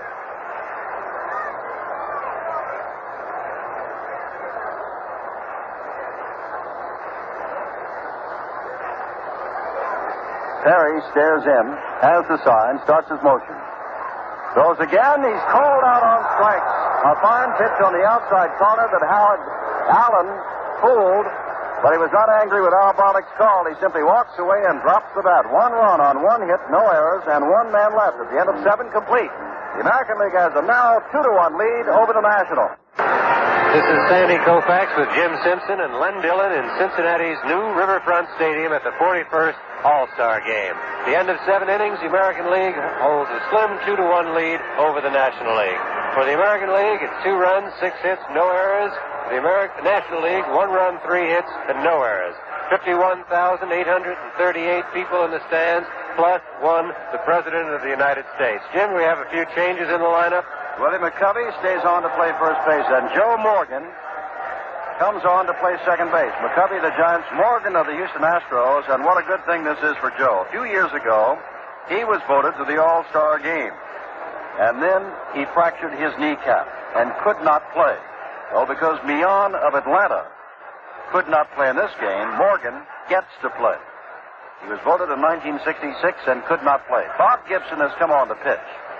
But now we have Dietz of San Francisco behind the plate, Gibson the pitcher, McCovey of San Francisco at first, Morgan of Houston at second, Harrelson of the Mets at short, Grabarkowitz of the Dodgers at third, Hickman of the Cubs in left, Gaston of San Diego in center, and Pete Rose of Cincinnati in right, and the batter, Aparicio, who's been in there all the way, up for the 4th time without a hit, swings and fouls the ball down the third baseline. Bob Gibson, 12-4, just had a 10-game winning streak snapped in his last start. 11 complete games and 19 starts this year. He's pitched 153 innings and has struck out 156 men. He's in his 5th All-Star game, and he's the 4th pitcher. At the moment, Gaylord Perry stands to be the loser in this 2-1 ball game. We are in the 8th inning. Aparicio, the leadoff batter for the American League batting order, leads it off in the 8th and swings at a pitch. It's 0-2 to Luis. Gibson got off to a very slow start this year, and a lot of people started to write him off and say that the fastball was gone, but all of a sudden it turned around. He started to throw hard, and he looks like the same pitcher he's been for a lot of years, a great one. 1-2, and the last 2 pitches, Sandy, that he's given Aparicio have been breaking pitches. 1-2. Back again. Morgan gets his chance after coming in at second base and throws on to McCovey, who gets his first chance in the field and is one down. And I would imagine that Menke is seeking combat pay after tonight. I think Dennis looked for a while like the fighter who's maybe taking a few too many punches, and I think Gil Hodges, the manager, kept going out, asking him if he could stay on his feet, and he'd get a draw. Well, here is one great, Carl Yastrzemski, who back in 1967 faced another great, Bob Gibson, in that fine 7-game World Series between the Red Sox and Cardinals. Yastrzemski's had a great night tonight. Swings again on the first pitch and has his third hit. Rounds first base, rolls in right field, fires on to second. Well, Yastrzemski, in the first inning, singled on a 1-1 pitch. He drove Woody Mays deep to the wall. On the first pitch he saw in the fourth, he caught it. He singled on the first pitch he saw in the sixth, and he singles on the first pitch he sees in the eighth. And Willie Horton is up for the first time.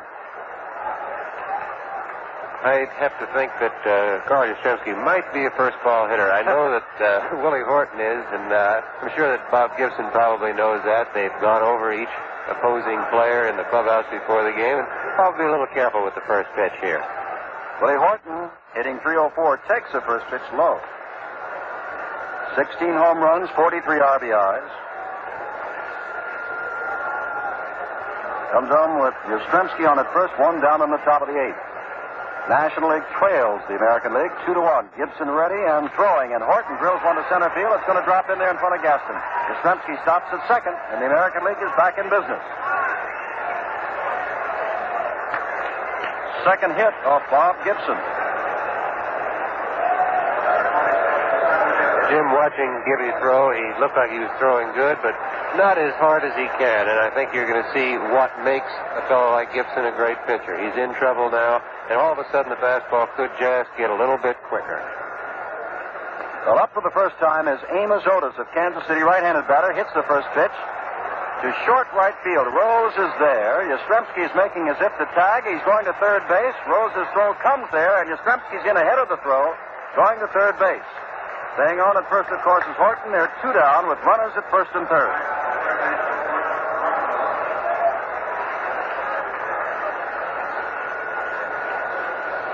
Otis, who was up last time, Sand and I saw get into a triple play a couple of weeks ago on a ground ball.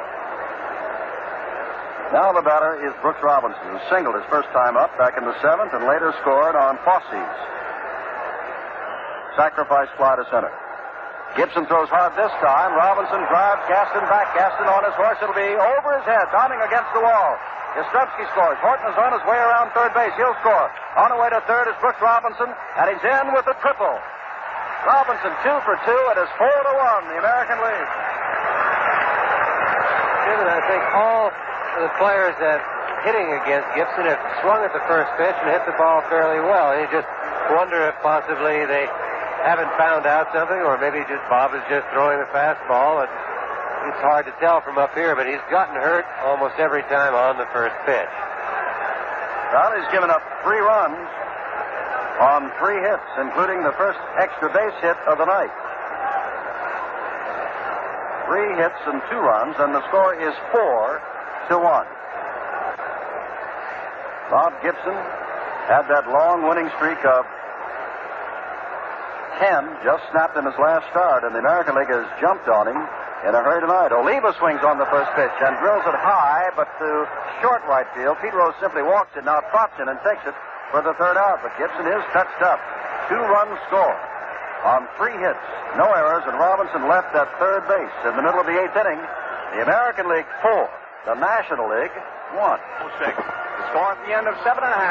American League 4, National League 1. Rose, the switch hitter, batting left against Perry, swings on the first pitch and fouls it off. Robinson is going over near the dugout, but it's going to be in the first row of seats as Robinson falls over the rolled-up tarpaulin over there, but is all right. Zavarkowitz of the Dodgers on deck, hoping to get up, and will get up for the first time in this ballgame. Time running out on the National League. Earl Weaver, manager of Baltimore and the American League All-Stars, said he's going to break that 7-game streak, and at the moment he's got a 3-run lead with time running out in the last of the 8th. Perry's ready, throws outside and low to Rose, and it's 1-1. Pete was up once before and walked back in the 6th inning. Jim Perry of Minnesota throws outside and high this time. It's 2-1 to Rose. 4 runs on 9 hits, no errors for the American League. 1 run, 3 hits, no errors on the National League. And the run that scored on a double play. Therefore, nobody gets the RBI. 2-1 pitch. Breaking pitch at the knees of Rose. It's 2-2, and Pete simply walks away from Barley. Jim, I think again we see in this All-Star game the dominance that pitching has, especially when they know they only have to go 3 innings. With all these great hitters, we haven't had very many balls hit well. Even some of the base hits have been not hit well. Rose strikes out swinging. Perry gets his second strikeout. Well, Cincinnati fans thus far have been disappointed. John Bench struck out 3 straight times. Tony Perez struck out twice and popped up. And Pete Rose has walked and struck out.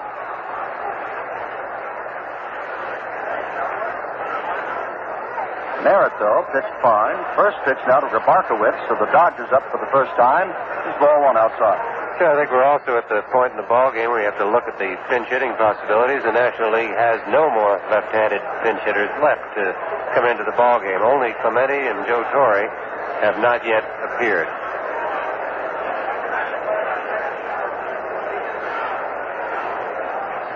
Grabarkowitz is hitting .340.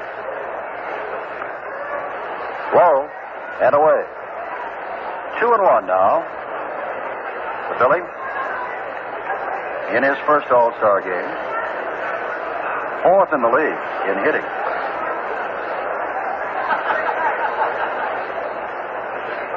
Very ready again, hits this one high to short left field. Horton was playing deep, still on the dead run. Now says he's got it and takes it, turning towards second base.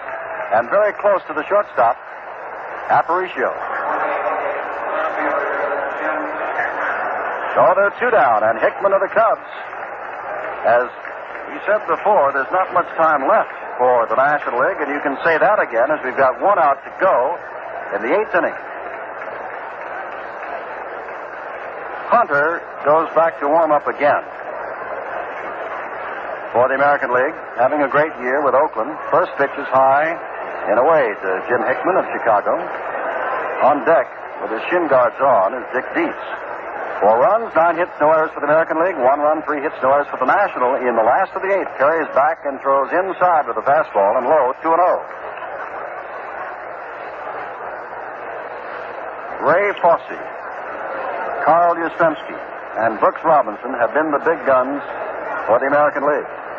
And their pitchers, Palmer, McDowell, who stands to win, and Perry have done quite well, giving up just 3 hits. Breaking pitch that's in there for a strike.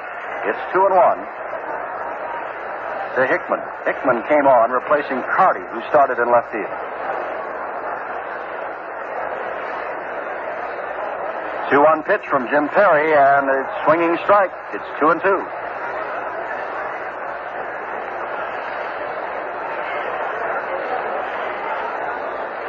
Crowd very quiet because this has been the American League's ball game so far. Drive is foul, up and off to the right, out of play. 2 balls, 2 strikes, 2 outs.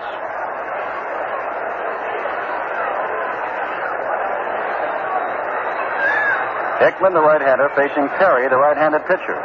Jim is back and strikes him out swinging. Nothing across at the end of 8th. The American League 4, the National League 1. Nope. Back in Cincinnati, Bob Gibson throws to the first batter, Davy Johnson, who is 1 for 3, swinging strike 1. Along with Sandy Koufax and Len Dillon, this is Jim Simpson. Gibson is ready again, throws again, another swinging strike. It's 0-2 to Johnson. Johnson last time was robbed of an RBI when Harrelson at shortstop made a fine dive to stop his base hit from getting on through to the outfield. Gibson throws again, a breaking pitch, but it's up high, and it's 1-2.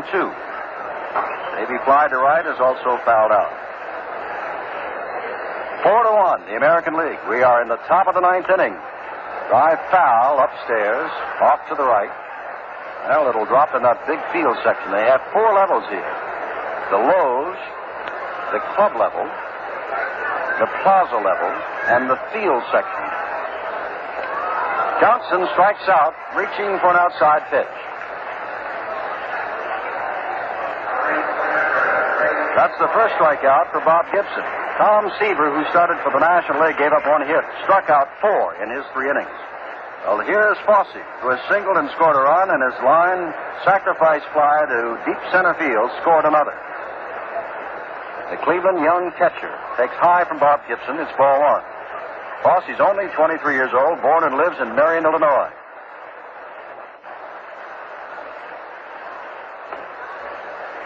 Jim Fregosi, who has not been in the ball game yet, hitting .298. Shortstop for California, out and swinging a bat on deck. 2-0 the count to Fosse. Foul out of play to the right.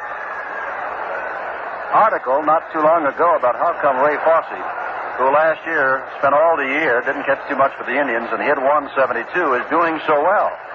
Answer, I got married. 2-1. Low it in the dirt. 3-1.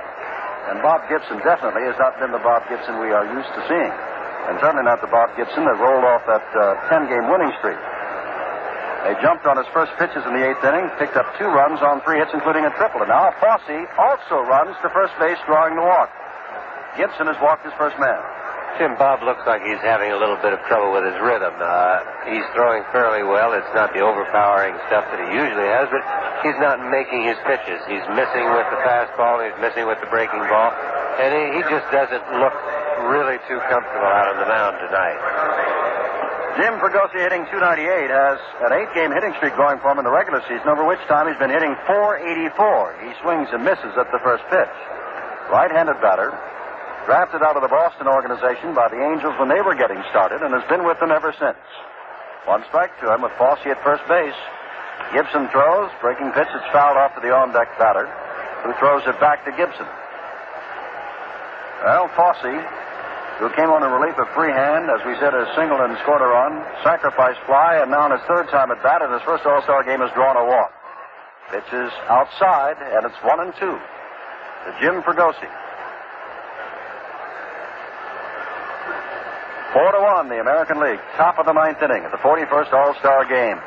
Foul back upstairs. The American League trying to break that dominance of the National League over the last 7 years, and the National League has also won 11 of the last 13 and lead in overall games 22-17 with 1 a tie.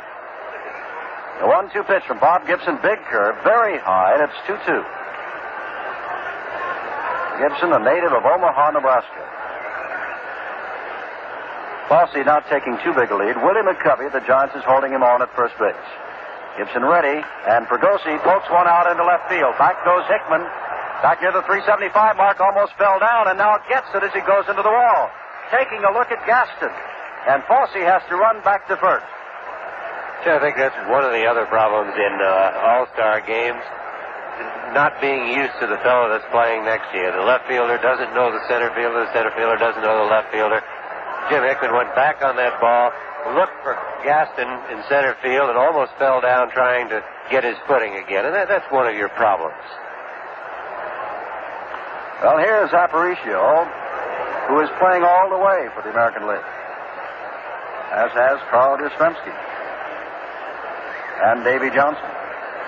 1 strike as he fouls the first one off. 2 outs. Aparicio takes high. It's 1-1.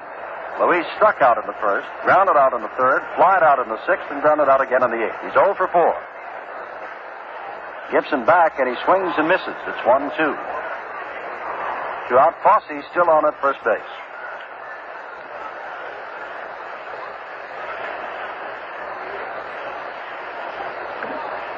Gibson ready to throw, and Aparicio tried to bunt his way on, but instead bunts it foul for a called strike, or for a strike 3, so it's no runs, no hits, no errors, 1 left. The National League has 1 more chance. As we go to the last of the 9th, the American League leading by the score of 4-1. The line score at the end of 8 1/2. The American League 4 runs on 9 hits and no errors. The National League 1 run, 3 hits, no errors. Jim? Well, in the last couple of years, Jim Catfish Hunter of Oakland has won 13 games, and in the 3rd year, he won 12. Already in 1970, he has won 13 ball games, and he's come in to save this one for Sam McDowell and the American League, and to break that 7-game winning streak of the National League. He'll face first Dick Dietz. Aparicio remains in. Davy Johnson remains in. Yastrzemski remains in, whereas Gil Hodges has taken out every one of his starters. Fritz Peterson of the Yankees is warming up just in case the right-hander, Hunter, gets in trouble. Dietz in his first All-Star game. Up for the first time. From the San Francisco Giants, the catcher. Takes a strike from Hunter. Well, here's somebody across the bay. From San Francisco, Hunter pitching to a man from across the bay, Dietz from San Francisco. Now Stottlemyre. We've got two Yankees in the bullpen. Outside and low, it's 1-1. To Dick Dietz. No Yankee has yet appeared, and we told you Roy White was also hit by a ball before the game in his arm and has not come back to play. It's 2-1 now as Hunter's next pitch is high. Harrelson is kneeling on deck. Hunter throws, ball is hit to center field. Back goes Amos Otis, back looking up at the wall, and Dick Dietz has a home run.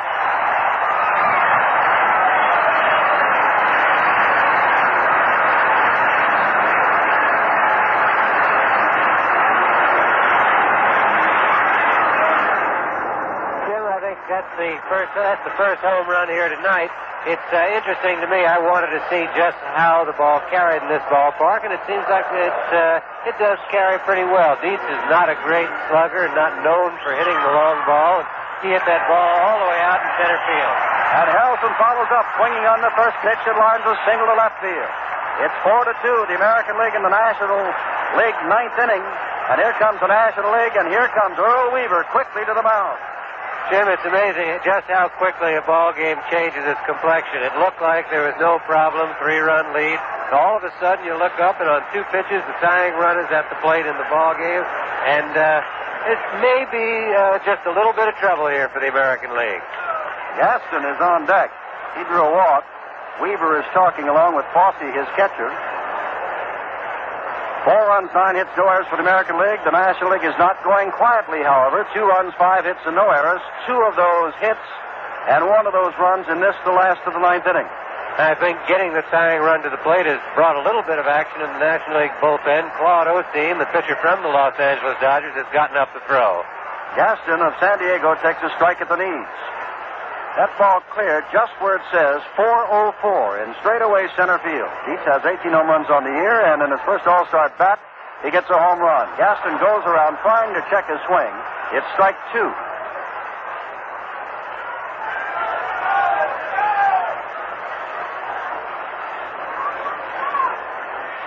Joe Morgan of the Astros on deck, breaking pitch, and it's popped up to the infield.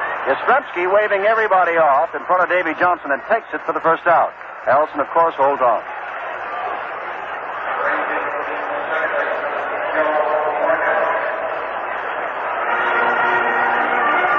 Jimmy, talk about fellows who have had good nights here. So far, it's been in a losing cause, but Bud Harrelson of the Mets has only been upright, has gotten 2 hits, and done a fine job in the field. So there have been a lot of players here tonight who have looked good and proved they're all-stars. Joe Morgan takes a strike from Hunter.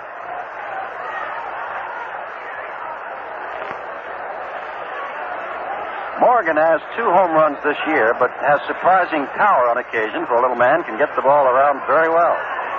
Get the bat around and hit the ball long distances. Stan and I saw him hit a home run in the Dome that there was no question about, and it's difficult to hit it there. 1-1 the count to him. Harrelson on at first, 4-2 the score. We're in the last of the 9th inning. Did not go all the way around. Now, Barlick said he did go around. Fosse looked back and challenged him as Morgan looked like he went around.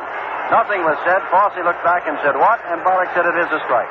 Knowing Al Barlick and how good an umpire he is, I'm sure that the late call on that came because he was checking with the third base umpire. The third base umpire will give the home plate umpire a sign on check swings to let him know if the batter went around. 2-2 to Morgan with 1 out. 4-2 the score. Last of the 9th inning. The American League leads. Hunter throws. Again a check swing by Morgan. And it's 3-2. Morgan trying to get on base, and kneeling on deck is Willie McCovey.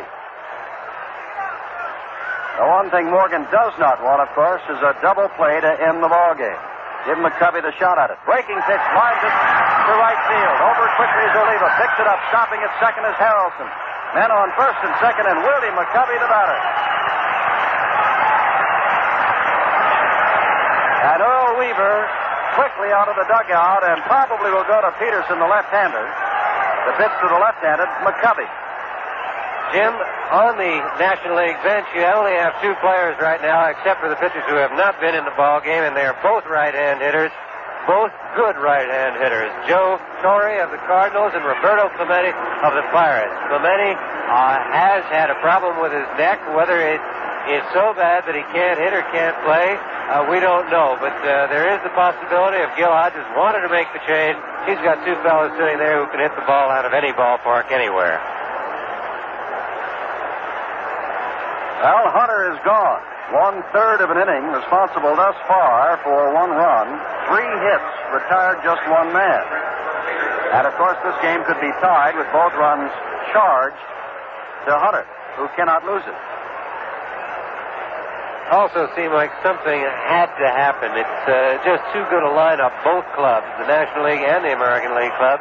And it was a great tribute to the American League pitching that they held it so long, but to hold that National League lineup to only 3 hits through 9 innings, that's a great chore for a pitching staff to come up with. And it would be exactly the same kind of chore for the National League staff to hold the American League club to only 3 hits. So it took a while, but I think the talent on both these lineups is starting to show up. For the National League, it's showing up very late, possibly too late for them. We can only wait and see right now.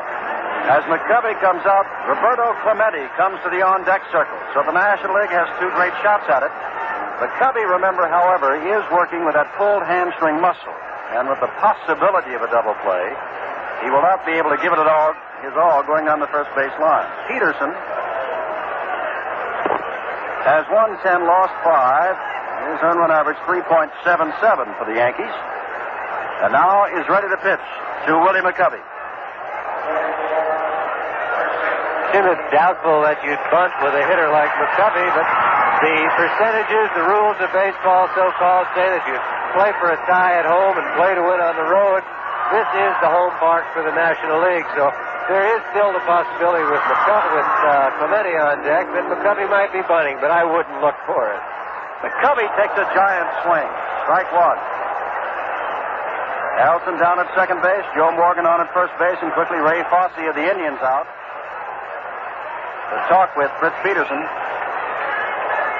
out, last of the ninth. 4 runs, 9 hits, no errors for the American League. The National League with its perhaps last chance. 2 runs, 6 hits, no errors. Clyde Wright, left-hander of the Angels, now up and throwing. Joining Stottlemyre, the Yankees, in the American League bullpen. Osteen still down in the National League bullpen. 1 strike to McCovey. Peterson ready. Throws from the stretch, fouled off to the left and out of play by McCovey. And quickly, Peterson has him down 0-2. Clemente, who had a sore neck and did not come in until after the workout yesterday, kneeling on deck. Some question whether or not he would play. He thought he wouldn't, but he's here. Could be in a position to be the hero of the game that at one moment it looked like he wasn't going to play it. Peterson backs, ground ball, base hit, past Johnson. Elson comes on to score. It's 4-3, and the tying run, Morgan at third base, and Clemente the batter.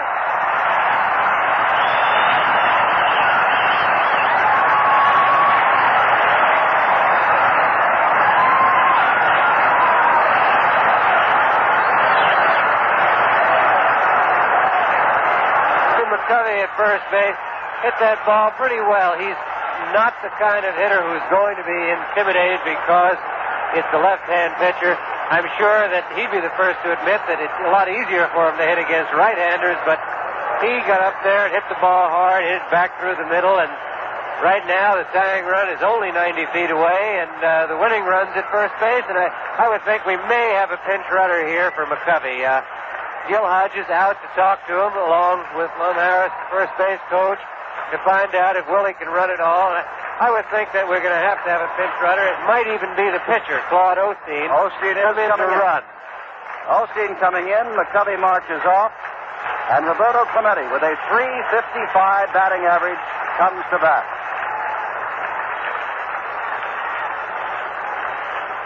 1 out.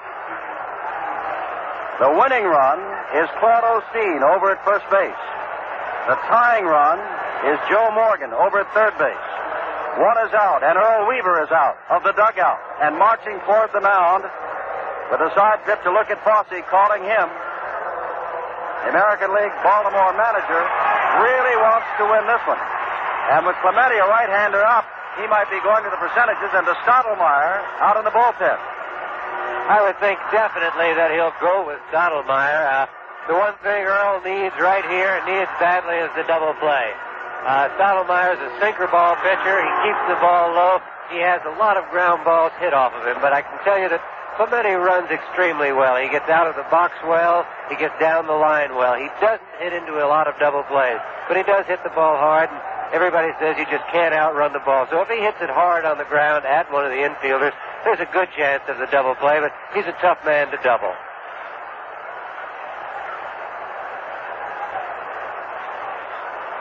Well, Stottlemyre comes in. He is the 6th American League pitcher, and he is the 3rd in this, the 9th inning.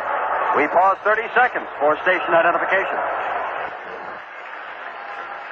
Stottlemyre in the ballgame now, as we said a little bit earlier, is a good low ball pitcher. He keeps most of his pitches down. He has a sinking fastball and a good slider and curveball, which he'll try and keep down.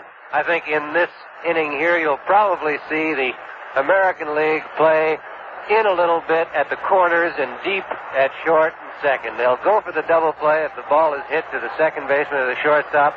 I would think they'll go to the plate if it's hit to the first baseman or the third baseman. It's the 9th inning. You're on the road. You don't want to allow the other team to tie the ball game, because once you go into extra innings, well, the home team has got a great advantage. Morgan, of course, has fine speed at third base. Clemente, he'd only hit a ball to the outfield, perhaps, to score the tying run and send this, the 41st Major League All-Star Game, into extra innings. Clemente hitting at .355. Stottlemyre with an 8-8 record in the throw and throws. The ball is bouncing around in front of Fosse, gets behind him, but he finally digs it out. Ball 1. Sure, I think that was a big break right there for the American League. I think that ball got by Fosse. I think it hit Al Barlick, and that's the only thing that kept it from going all the way to the backstop. So that was a big break for the American League. We could have had a tie ball game with the winning run in scoring position just as quickly as anything.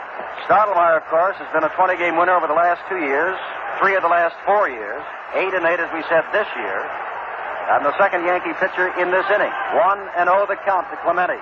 1 out, last of the ninth, 4-3. Going away, it's 2-0. Here, I think in this situation you also run into another problem. With the double play in order, both your second baseman and your shortstop have to cheat just a little bit so that they can make the play, and they're both bunched around second base. So if Clemente pulls the ball or hits it to right field, it's got a chance to go through. Took a big swing, fouls it back. It's 2-1. Kneeling on deck, winner of the National League batting championship the last 2 years in a row, Pete Rose. 4-3. We are in the 9th inning, and this ball game, which cruised along strictly in the pitcher's hip pocket for a long while, is now broken open, and it's 4-3. With most of the scoring done since the 7th inning. Back again with a high pitch. Breaking pitch did not come down. It's 3-1 to Clemente. And he looks down quickly to Leo DeRocher, who just gives him a fist and claps his hands. Clemente can hit anything near the plate, over the plate, or not so near the plate. Notorious bad ball hitter, but a great hitter. The 3-1 pitch, he swings at it, and it looked like it was in on him, but he fouled it back. And now asks for something to get his hands. It is very moist and humid, to get his hands dry and perhaps stickier. The humidity is very high, the temperature is very high, and has been all day and much of the evening. So now, 3-2 and 1 out. The tying run at third base. The winning run on at first. And a 4-time National League batting champion, Roberto Clemente, at the bat, facing a 3-time 20-game winner, Mel Stottlemyre. Stottlemyre is ready. A drive out into center field. Over comes the center fielder, Otis. Makes a fine catch, but here comes Morgan. We've got a tie game.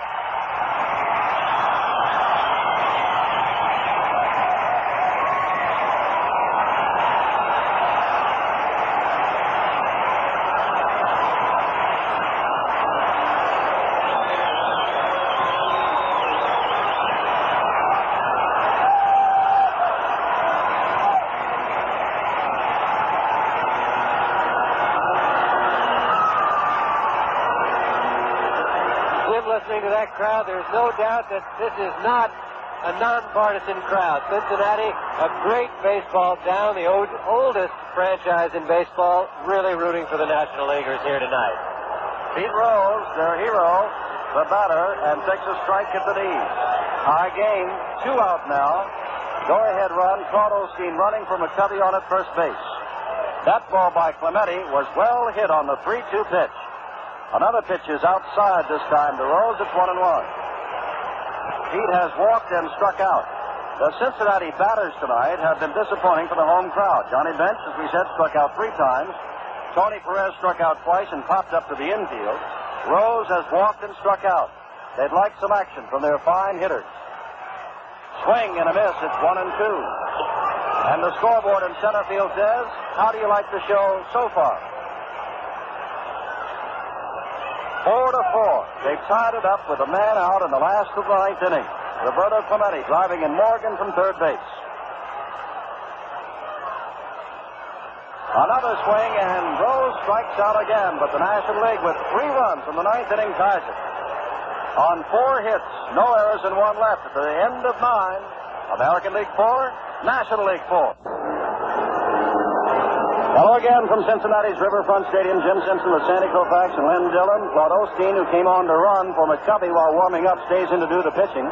Jim Hickman has come in from left field to play first base. Pete Rose has gone from right to left, and Roberto Clemente, who tied the ball game up, has gone into right field.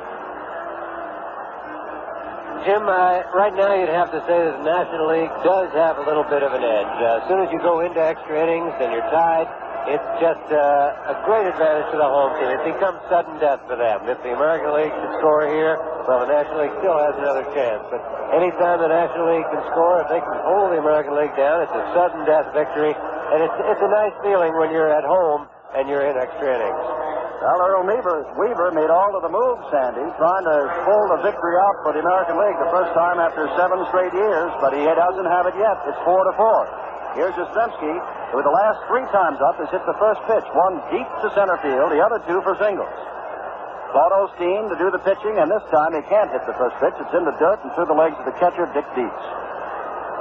Yastrzemski will be followed by Willie Horton. We are in the top of the 10th inning, 4-4 the score. No score until the American League got 1 in the 6th.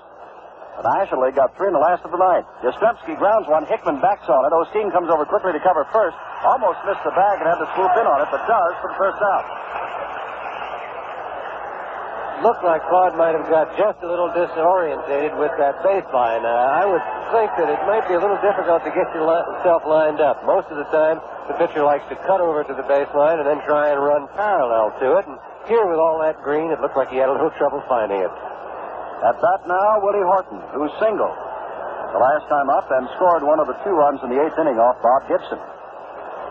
Well, this game now belongs to Claude Osteen and Mel Stottlemyre. An outside pitch to Horton. It's ball 1. Horton, of course, has great power. Willie made the news by the other day, well, I guess it's been a week or more now, that he gave a big cookout for the ground crew at the stadium. Here's a drive to deep right field. Clemente going back, looking up. Off the wall, plays it there. Horton goes towards second base, and that's one of the longest singles you'll see. Clemente with that rifle arm fires it in, playing it off the fence. And Horton has a long single about 385 feet away. So I think in addition to his great arm, Roberto Clemente could possibly be a billiard master if he put his mind to it. I've never seen him play a ball off the wall and be in bad position. He catches balls off irregular walls. He's always in the right place, and he has made some of the longest singles look pretty futile when base runners try and go for 2. Amos Otis, who swung at the first pitch he saw in his first appearance in the 8th and fly to right, is the batter. Horton at first base. Otis takes inside from Claude Osteen. That was a ball, remember, hit to right field, and Horton is a right-handed batter, showing you he has power in all directions. 1-0 now to Amos Otis of Kansas City, playing center field. Made a fine running catch an inning or so ago. Back again, ground ball, could be double play. Shortstop to second base, Morgan on to Hickman, double play. The National League dumps the bat in the last of the 10th inning with a tie ball game, 4-4. Mel Stottlemyre will face Bill Gabarkowitz of the Dodgers in the last of the 10th inning. He fly to short left, last time up, his only other time up, and a good breaking pitch from Stottlemyre, strike 1. On deck is Hickman.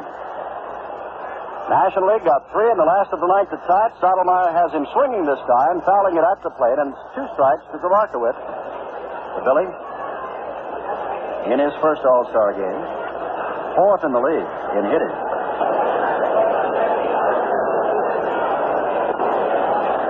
So Markowitz is hitting .340.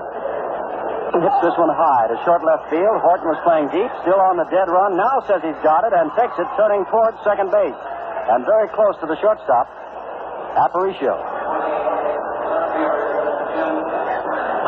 Here is Hickman, who's popped out and struck out. Dangerous hitter. The Chicago Cubs outfielder, infielder, plays both the outfield as well as first base, and tonight he's been forced to playing first base here, as Dick Allen and Willie McCovey, 2 first basemen, are out of the lineup. They've been in the ball game and now out. 1-0 pitches right down the middle. 1-1 to Jim Hickman of Chicago. 4 runs, 10 hits, no errors for the American League. 4 runs, 7 hits, no errors for the National League. Last of the 10th in Cincinnati. The National Leaguers got 3 in the last of the ninth to stave off a defeat. Swinging strike to Hickman. It's 1-2. Stottlemyre came on, gave up a single to McCovey and a hard liner that was caught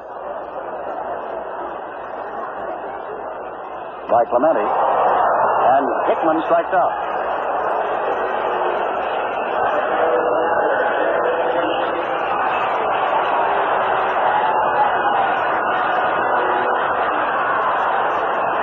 Stottlemyre has now struck out 2. And here is Dietz. First time up in an All-Star game in the 9th inning. He started it all by hitting a ball 404 feet away for a home run in his first at-bat as an All-Star. Takes a fastball outside. It's 1-0. Jim, we've got a little note here that there have been 5 previous extra inning games, and they've all been won by the National League. Last one was that 15-inning affair. There's a line drive right to Davy Johnson at second. It's all over. That last one in 1967 won by Tony Perez. No runs, hits, or errors. At the end of 10, we've still got a tie ball game, 4-4. From Riverfront Stadium on a hot and humid but exciting night. This is the 41st Major League All-Star Game, and this is Jim Simpson with Sandy Koufax and Len Dillon. 4 runs, 10 hits, no errors for the American League. 4 runs, 7 hits, no errors for the National League. We go now to the 11th inning. And Brooks Robinson, who has singled and scored a run and tripled in 2 in the 8th inning, is the batter as Clyde Wright begins to warm again for the American League. 1967, 2-1 on Perez's home run. 15 innings, National League. 1966, 10 innings, 2-1, National League. 1961 in the first game of 2 that year, 10 innings, 5-4, National League. 1955, 12 innings, 6-5, National League. And 1950, 14 innings, 4-3, National League. Robinson having a great night thus far and is facing the left-hander, Claude Osteen, as we go to the top of the 11th inning. Osteen is ready to throw, and Brooks takes outside. Ball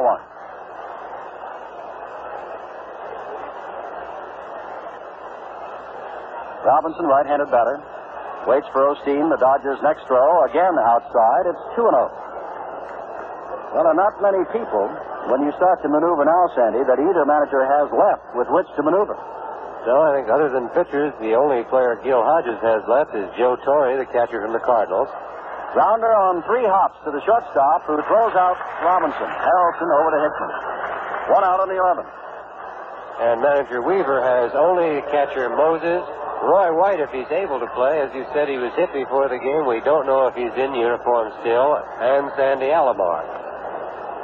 Tony Oliva, who has walked and flied to right. Oliva, of course, has power and can go to all fields. Gaston, realizing he is a left-handed batter, pulls him around to pull to right. But Oliva, as American leaguers know, can go anyway. I think only the center fielder has moved in any one direction. Both the right and left fielder are playing him sort of straight away. He can hit the ball all over, but the center fielder has to commit himself one way or the other, even so he can just see the ball. The pitcher isn't in the way. First pitch from Osteen is high, and it's 1-0 to Tony Oliva, the Minnesota Twins. Osteen ready, and Oliva fouls it off. It's 1-1. Well, I know, for example, in Europe, where they're listening on AFRTS, it's not only late here in the United States, where it's after 11 o'clock in the Eastern Time Zone, but it's tomorrow morning. Many of our American forces and folks overseas are probably getting up and having breakfast and listening to this game. Foul back again by Oliva. It's 1-2. 1 out, 11th inning, 4-4. Claude Osteen is the fifth pitcher. Seaver started. Had a fine 3 innings. Merritt worked well for his 2. Then Perry gave up a couple of runs. Gibson 2 more. Osteen now working. Osteen ready to throw. 1-2, and there's a drive down the line. In right field, it is fair. Oliva is on his way around first base. The rifle arm of Clemente in the throw into second base, and I want to tell you, Oliva just does get there with a double. Clemente from the deepest corner by the line. Got a ball on 1 hop to Morgan, the second baseman, at second. But the go-ahead run is at second base. And here's Davy Johnson looking for his second hit of the night. He's got an infield hit, 1 for 4. Clemente made a good play on that ball. There's not much you could do with it. There's no way to keep it from being a double. Oliva runs too well. Clemente got the ball in as quickly as he could with a strong throw. But it was an easy double for Tony.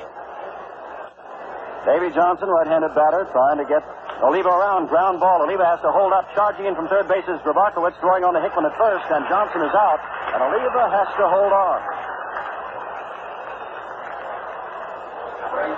Well, if there's ever a hero, here's the one for the American League thus far tonight. One of them, at least.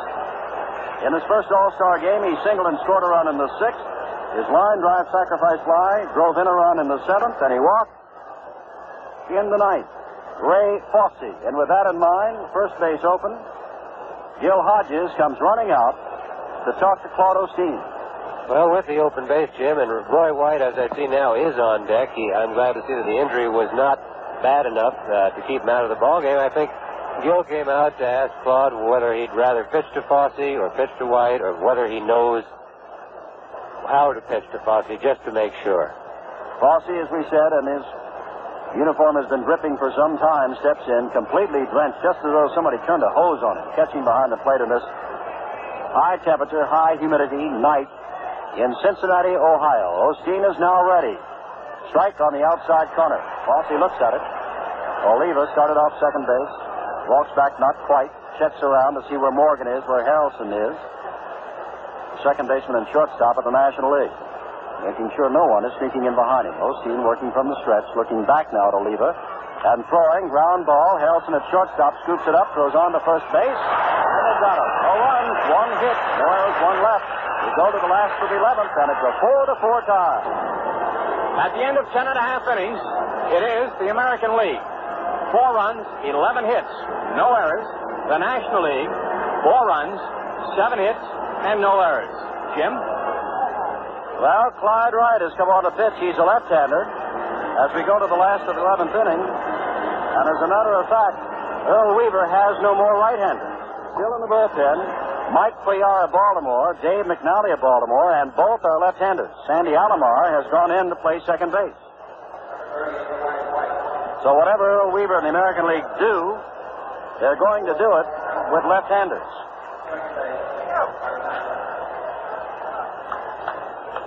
Clyde Wright, 27 years old, born in Johnson City, Tennessee. He was 1-8 last year, believe it or not. This year, he's 12-6. And he's going to face a fellow that's having a good night, switch hitter Ken Harrelson, who has 2 hits and has scored 2 runs. Horner, a left-hander of the Phillies now, warms up for the National League. Harrelson with a 266 average.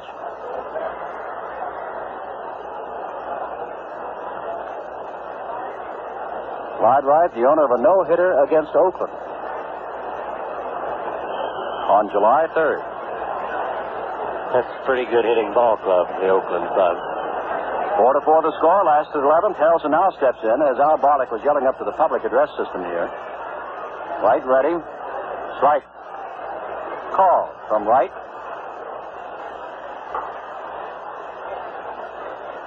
Well, this has been quite a ball game. The National League came up with 3 in the last of the 9th, and here we are, 4-4. There's a drive down the line, but it's pulled foul. And Harrelson doesn't hit him much better than that. He really got around on that ball. Now I began to realize what the Cincinnati papers quoted the White House is saying about President Nixon. He's going to stay until the last out. Well, this ball game is now 3 hours old. It's still going, and Mr. Nixon is still here. 2-strike pitch to Harrelson. This one is hit to center field. And Amos Otis is right there, moving only a few steps to his right, and has it for the first out of the National League 11. And Gaston, Clarence Gaston of San Diego, has walked and popped to the first baseman as the batter. Coming out on deck is Joe Morgan. Sandy and I had pointed out there's not much maneuvering to be done here. Sandy Alomar is now in the ball game. Moses has not yet played. And the pitchers who are left in the American League are all left-handers. Ball one. Roy White, of course, the switch hitter, was out, ready to swing last time, but never got up. 1-0. White, left-hander, moving to the right-hander, Gaston, who does have power. Ground ball very fast. Alomar goes to his knees, takes it, and throws on to Yastrzemski at first base. 2 down. Jim, it's interesting to see the way some of the infielders have played on the right side of the infield. Your second baseman, your first baseman, the ball gets to them so quickly they have time to get down on one knee to field the ball before throwing it to first. 2 outs now, and Joe Morgan, the left-hander, steps in against the left-hander Clyde Wright. 4-4 the score. Last of the 11th inning of the 41st Major League All-Star Game. The pitch is low to Morgan, ball one. 4 runs, 11 hits, no errors for the American League. 4 runs, 7 hits, no errors for the National League.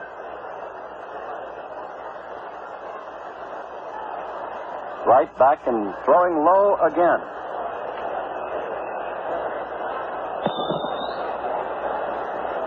Horner, Wilhelm, and Simpson, who last pitched on Sunday, remain available. The manager, Gil Hodges. 2-0 pitch, again low from Wright. And suddenly he's lost the touch and has thrown 3 low pitches, and it's 3-0 to Joe Morgan.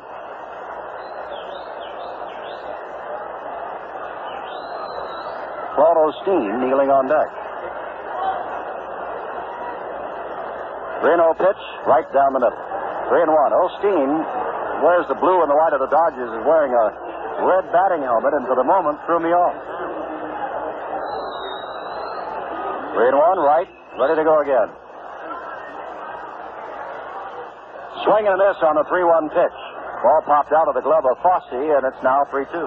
Jim, Osteen is a good hitting pitcher. He has pinch hit for the Dodgers many times, but he's not that crazy about hitting against left-handers.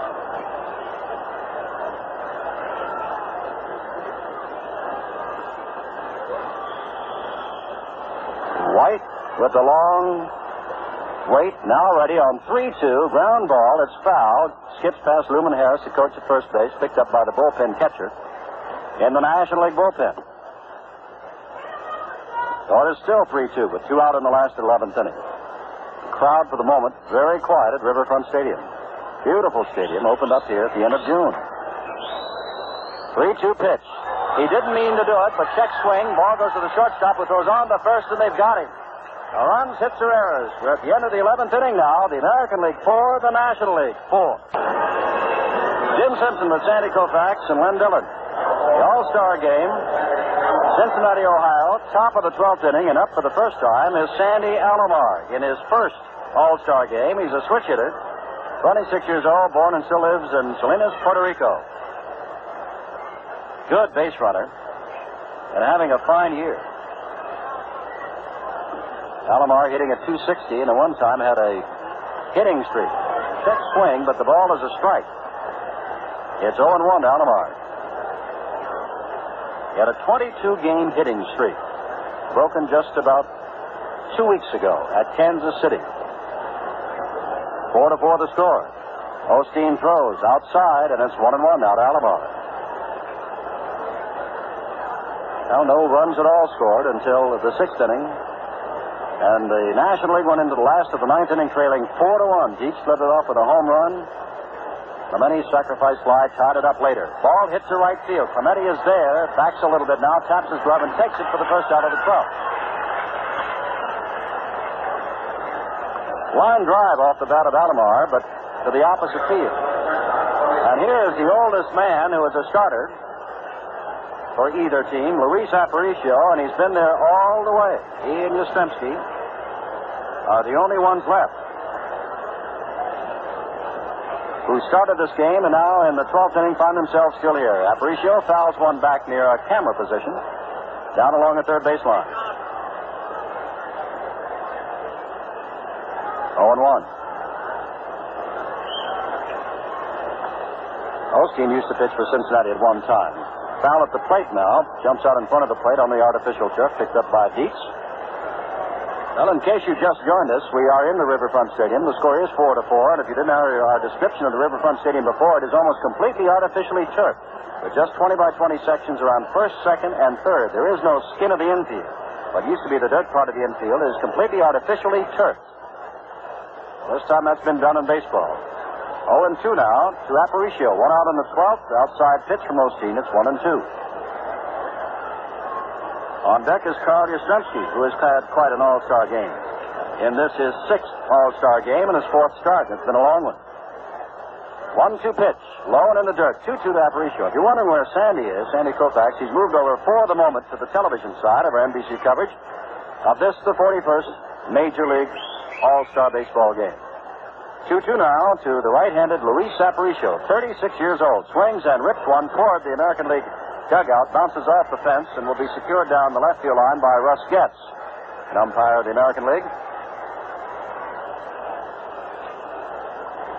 Osteen wiping his brow using the back of the sleeves, wearing the long sleeves tonight.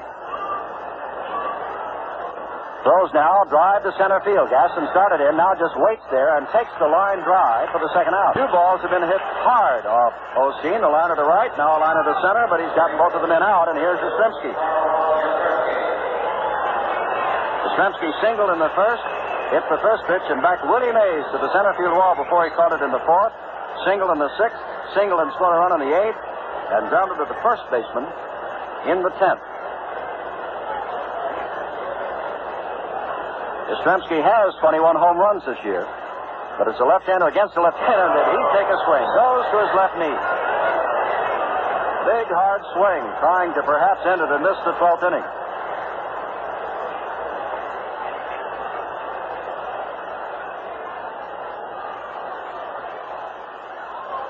Ball pops out of the mat, but the glove of Dick Dietz. But Barlick says that it did tick the bat of Carl Yastrzemski, so that's strike 2.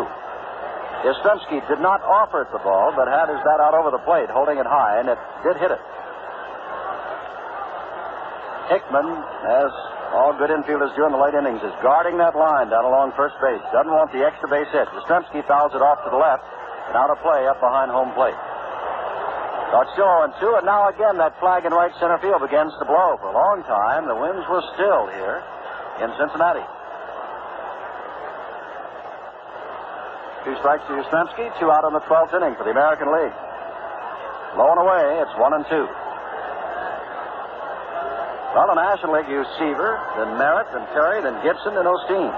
The American League, Palmer, McDowell, Terry, Hunter, Peterson, Stottlemyre, and Clyde Wright is working. Yastrzemski hits the drive to center field. In comes Gaston. Has it? No, he doesn't. It got by Yastrzemski digging for second. Gaston's throw is low and bounds away from Harrelson. Gaston thought he had it, was slow in retrieving it, and then slow in doing something with it. Yastrzemski never hesitated and steamed to second, catching Gaston by surprise, and his ball was thrown into the artificial turf. And the go-ahead run is at second base, and Carl Yastrzemski has his 4th base hit of the evening, and Horton, who is 2 for 2, is the batter. And Dick Dietz is pointing at first base saying, "Put him on."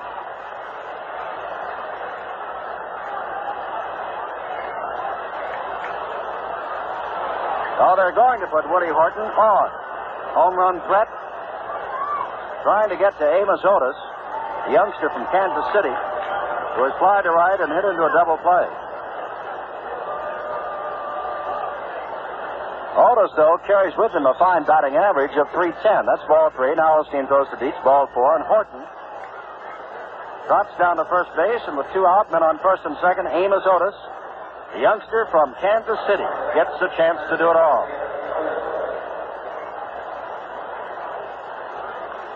Third walk given up by National League pitching. This one, of course, intentional. Otis came over to Kansas City in the trade that brought Joe Fosse to Kansas City. Right-handed batter. 23 years old. Drive to right field. Clemente started in, now goes back, puts his glove up, and one-hands it for the final out. Osteen in a lot of trouble, and got out of a lot of trouble. No runs, 1 hit, no errors, 2 left. In the middle of the 12th, it's 4-4. Jim Simpson with Sandy Koufax and Len Dillon back in Cincinnati last of the 12th, and Joe Torre is the batter, and this is the last man that Gil Hodges has to use aside from pitchers. Clyde Wright, the pitcher, and throws. It's outside. Torre hitting at .307, 10 home runs, 47 RBIs. And, of course, he plays now with the St. Louis Cardinals. Has been a catcher, first baseman, and a little bit at third base. The 1-0 count from Wright misses. Yastrzemski's 4th hit ties an All-Star Game record. Joe Medwick had 4 hits in 1937. Ted Williams in 1946. Add the name Carl Yastrzemski in 1970. 2-0. Pitches inside, and as Wright, when he ran into trouble back in the 11th inning and began to miss with Joe Morgan, his pitches were all low. 3-0 now, and he hasn't come up to the waist yet of Choi. He's been down by the knees or lower. Comes down with the automatic strike, this time chest high. It's 3-1.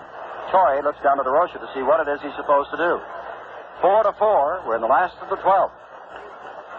And as Sandy pointed out, and as you know, I'm sure, being the last of the 12th, the last of any inning, the National League has the advantage. 1 run, and they've got it. Drive, Robinson is handcuffed by it, but the good third baseman throws. What a play! Yastrzemski went high in the air. He was off the bag and leaped in midair and tied Torre as he went by. John Rice called Torre out. Joe had something to say, but goes back.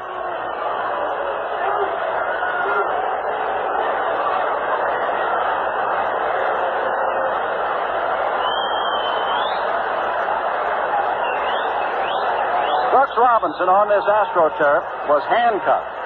Came up with the ball and had to throw while leaping in midair. Yastrzemski left in midair and turned, spinning while in midair, and tagged out Torre, who, of course, is not one of the fastest men in the world, and therefore that play could develop, and Joe still not reach first base.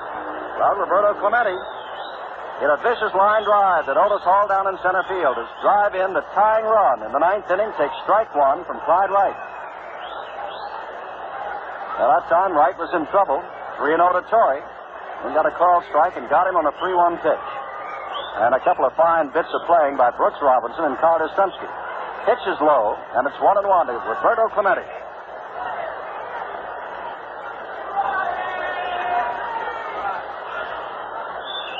Clemente, a .355 hitter in the regular season. Hits it off the fists, and it's picked up by Sandy Alomar, who throws on to Yastrzemski, and they're 2 out in the National League 12th.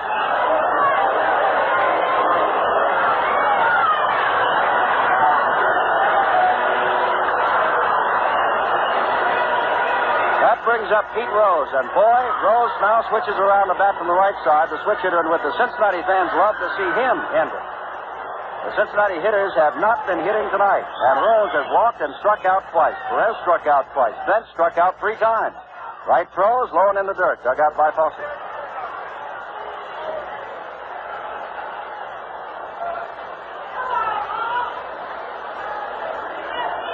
Right ready for the 1-0 pitch. 2 out, last of the 12th, 4-4 in this All-Star baseball game. Very high, and it's 1-1. Make that 2-0, beg your pardon.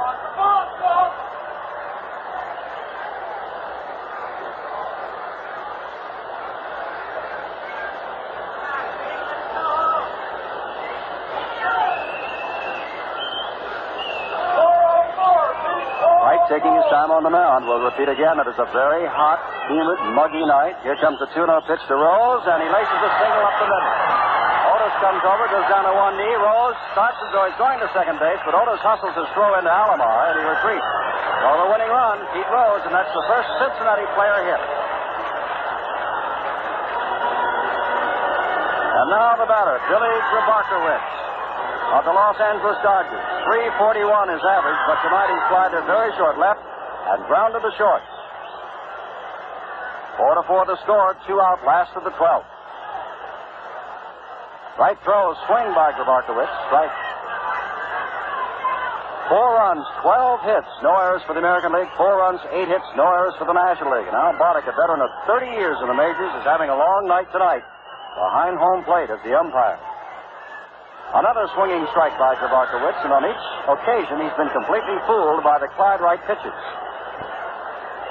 These men play just up and down the road from one another. Grabarkowitz up at Dodger Stadium in Los Angeles, Wright down at the Big A in Anaheim, California. 2 strikes now. Rose leading off at first base. Still on the infield portion, meaning the dirt. Pitches inside and low, and it's 1-2. Ball game creeping up on being 3.5 hours long.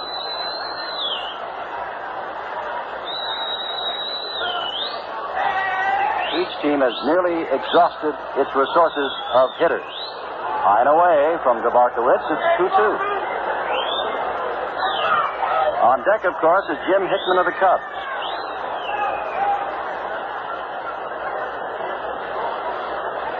Joe Horner, Wayne Simpson, and Hoyt Wilhelm, pitchers all, are the only ones that Gil Hodges has left. Right throws, ground ball. Aparicio can't get to it. Goes into left field. He throws the winning run, stops at second base. And Hickman, a hero for the Chicago Cubs late last year and all of this year, comes up to the plate. Right-handed batter facing the left-handed Clyde Wright, but as we pointed out, Earl Weaver of Baltimore in the American League has only left-handers left. Both Baltimoreans, Mike Cuellar and Dave McNally.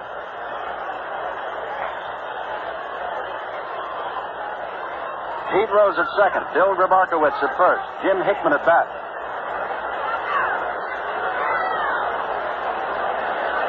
Hickman, a .335 hitter this year.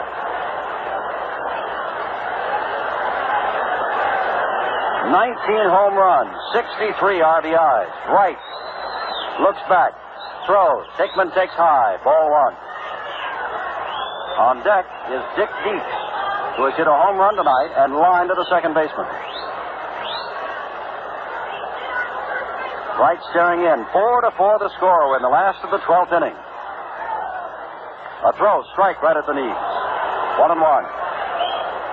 Barlick behind the plate we told you about for the National League. John Rice of the American League at first base. Frank Secory of the National League at second. Bill Howler of the American League at third.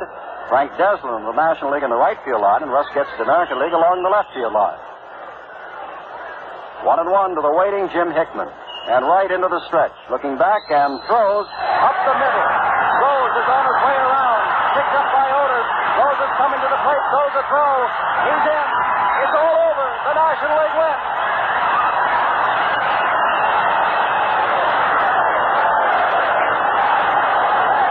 Pete Rose barreled into Ray Fosse, who is slow in getting up.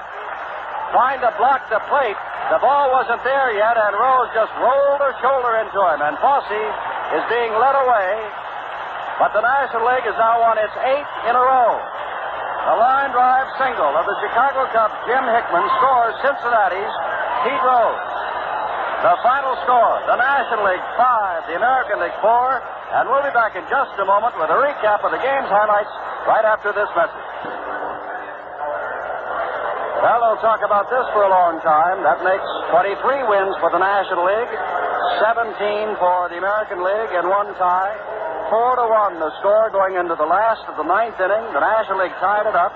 Then in the 12th inning, Rose singled with 2 out, followed by Grabarkowitz's single that just narrowly went under the glove of Luis Aparicio, the 36-year-old shortstop, going to his right. Rose stopped at second, and Jim Hickman, the man that we have said has been a star over the latter part of last year and the early part of this year for the Chicago Cubs, and was picked over Billy Williams by Gil Hodges, and that raised a lot of eyebrows. But Gil Hodges is vindicated, as it is Hickman, who drives in the winning run, and it's 5 runs on 10 hits, no errors for the National League, 4 runs, 12 hits, and no errors for the American League. Their 8th win in a row for the National League, and the 8th time in a row they have not committed an error. We'll be back with more highlights of tonight's All-Star Game in just a moment. This morning you got up and shaved the whiskers off your face. You thought your razor shaved clean and didn't leave a trace.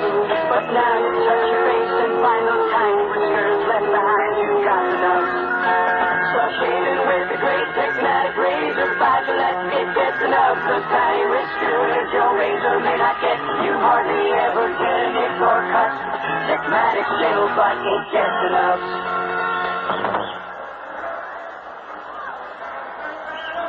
Wrap up. Here is Len Dillon. How can a sales clerk who joined the Retail Clerks Union only a few years ago retire with $100 a month or more in addition to her Social Security? Well, her union agreement provides that her employer contribute into a pension trust for each hour of employment, and all active years of work are credited to her pension fund. For more information, check your telephone book for the Retail Clerks Union, or write to the Retail Clerks International Association, Washington, D.C., 20006. Jim, for the final wrap-up. And for a final word, Sandy Koufax. Thank you, Jim. Well, it was another great ball game, and as the pattern held out, the National League just keeps winning the extra inning ball games. Good pitching on both clubs, occasional little spotty pitching. A tough situation for Clyde Wright. Every pitch he threw could have been the last pitch of the ball game. He was in sudden death all the time. But everybody did a good job, and the only thing I can hope is that Ray Fosse wasn't hurt. He's having a fine year, and I'd hate to see anybody hurt in the All-Star game.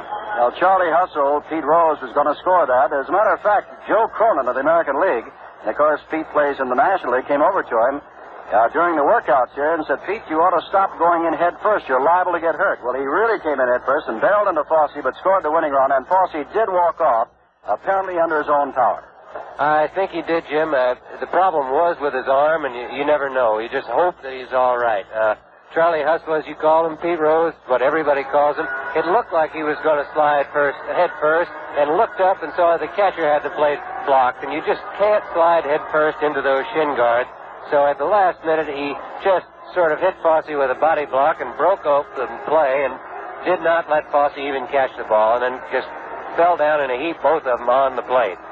Well, to recap for you, 5 runs, 10 hits, no errors for the National League, 4 runs, 12 hits, no errors for the American League, and the losing pitcher, Clyde Wright. The winning pitcher was Paul Osteen. It's the 8th in a row. It took 3 hours and 19 minutes and 12 innings to play here at the brand new Riverfront Stadium. And to show you what's going on now, they're putting the tarp down, but since it is all artificially turfed, all they have to do is put a little tarp over first base, second base, third base, over the pitcher's mound, and over around home plate. They can leave the entire infield open because they do have artificial turf. 8 wins in a row for the National League. They haven't decided where the next All-Star meeting will be, but NBC will be there, and I hope you'll be with us. In the meantime, you have a year's worth of memories of this fine All-Star game at the brand new Riverfront Stadium in Cincinnati.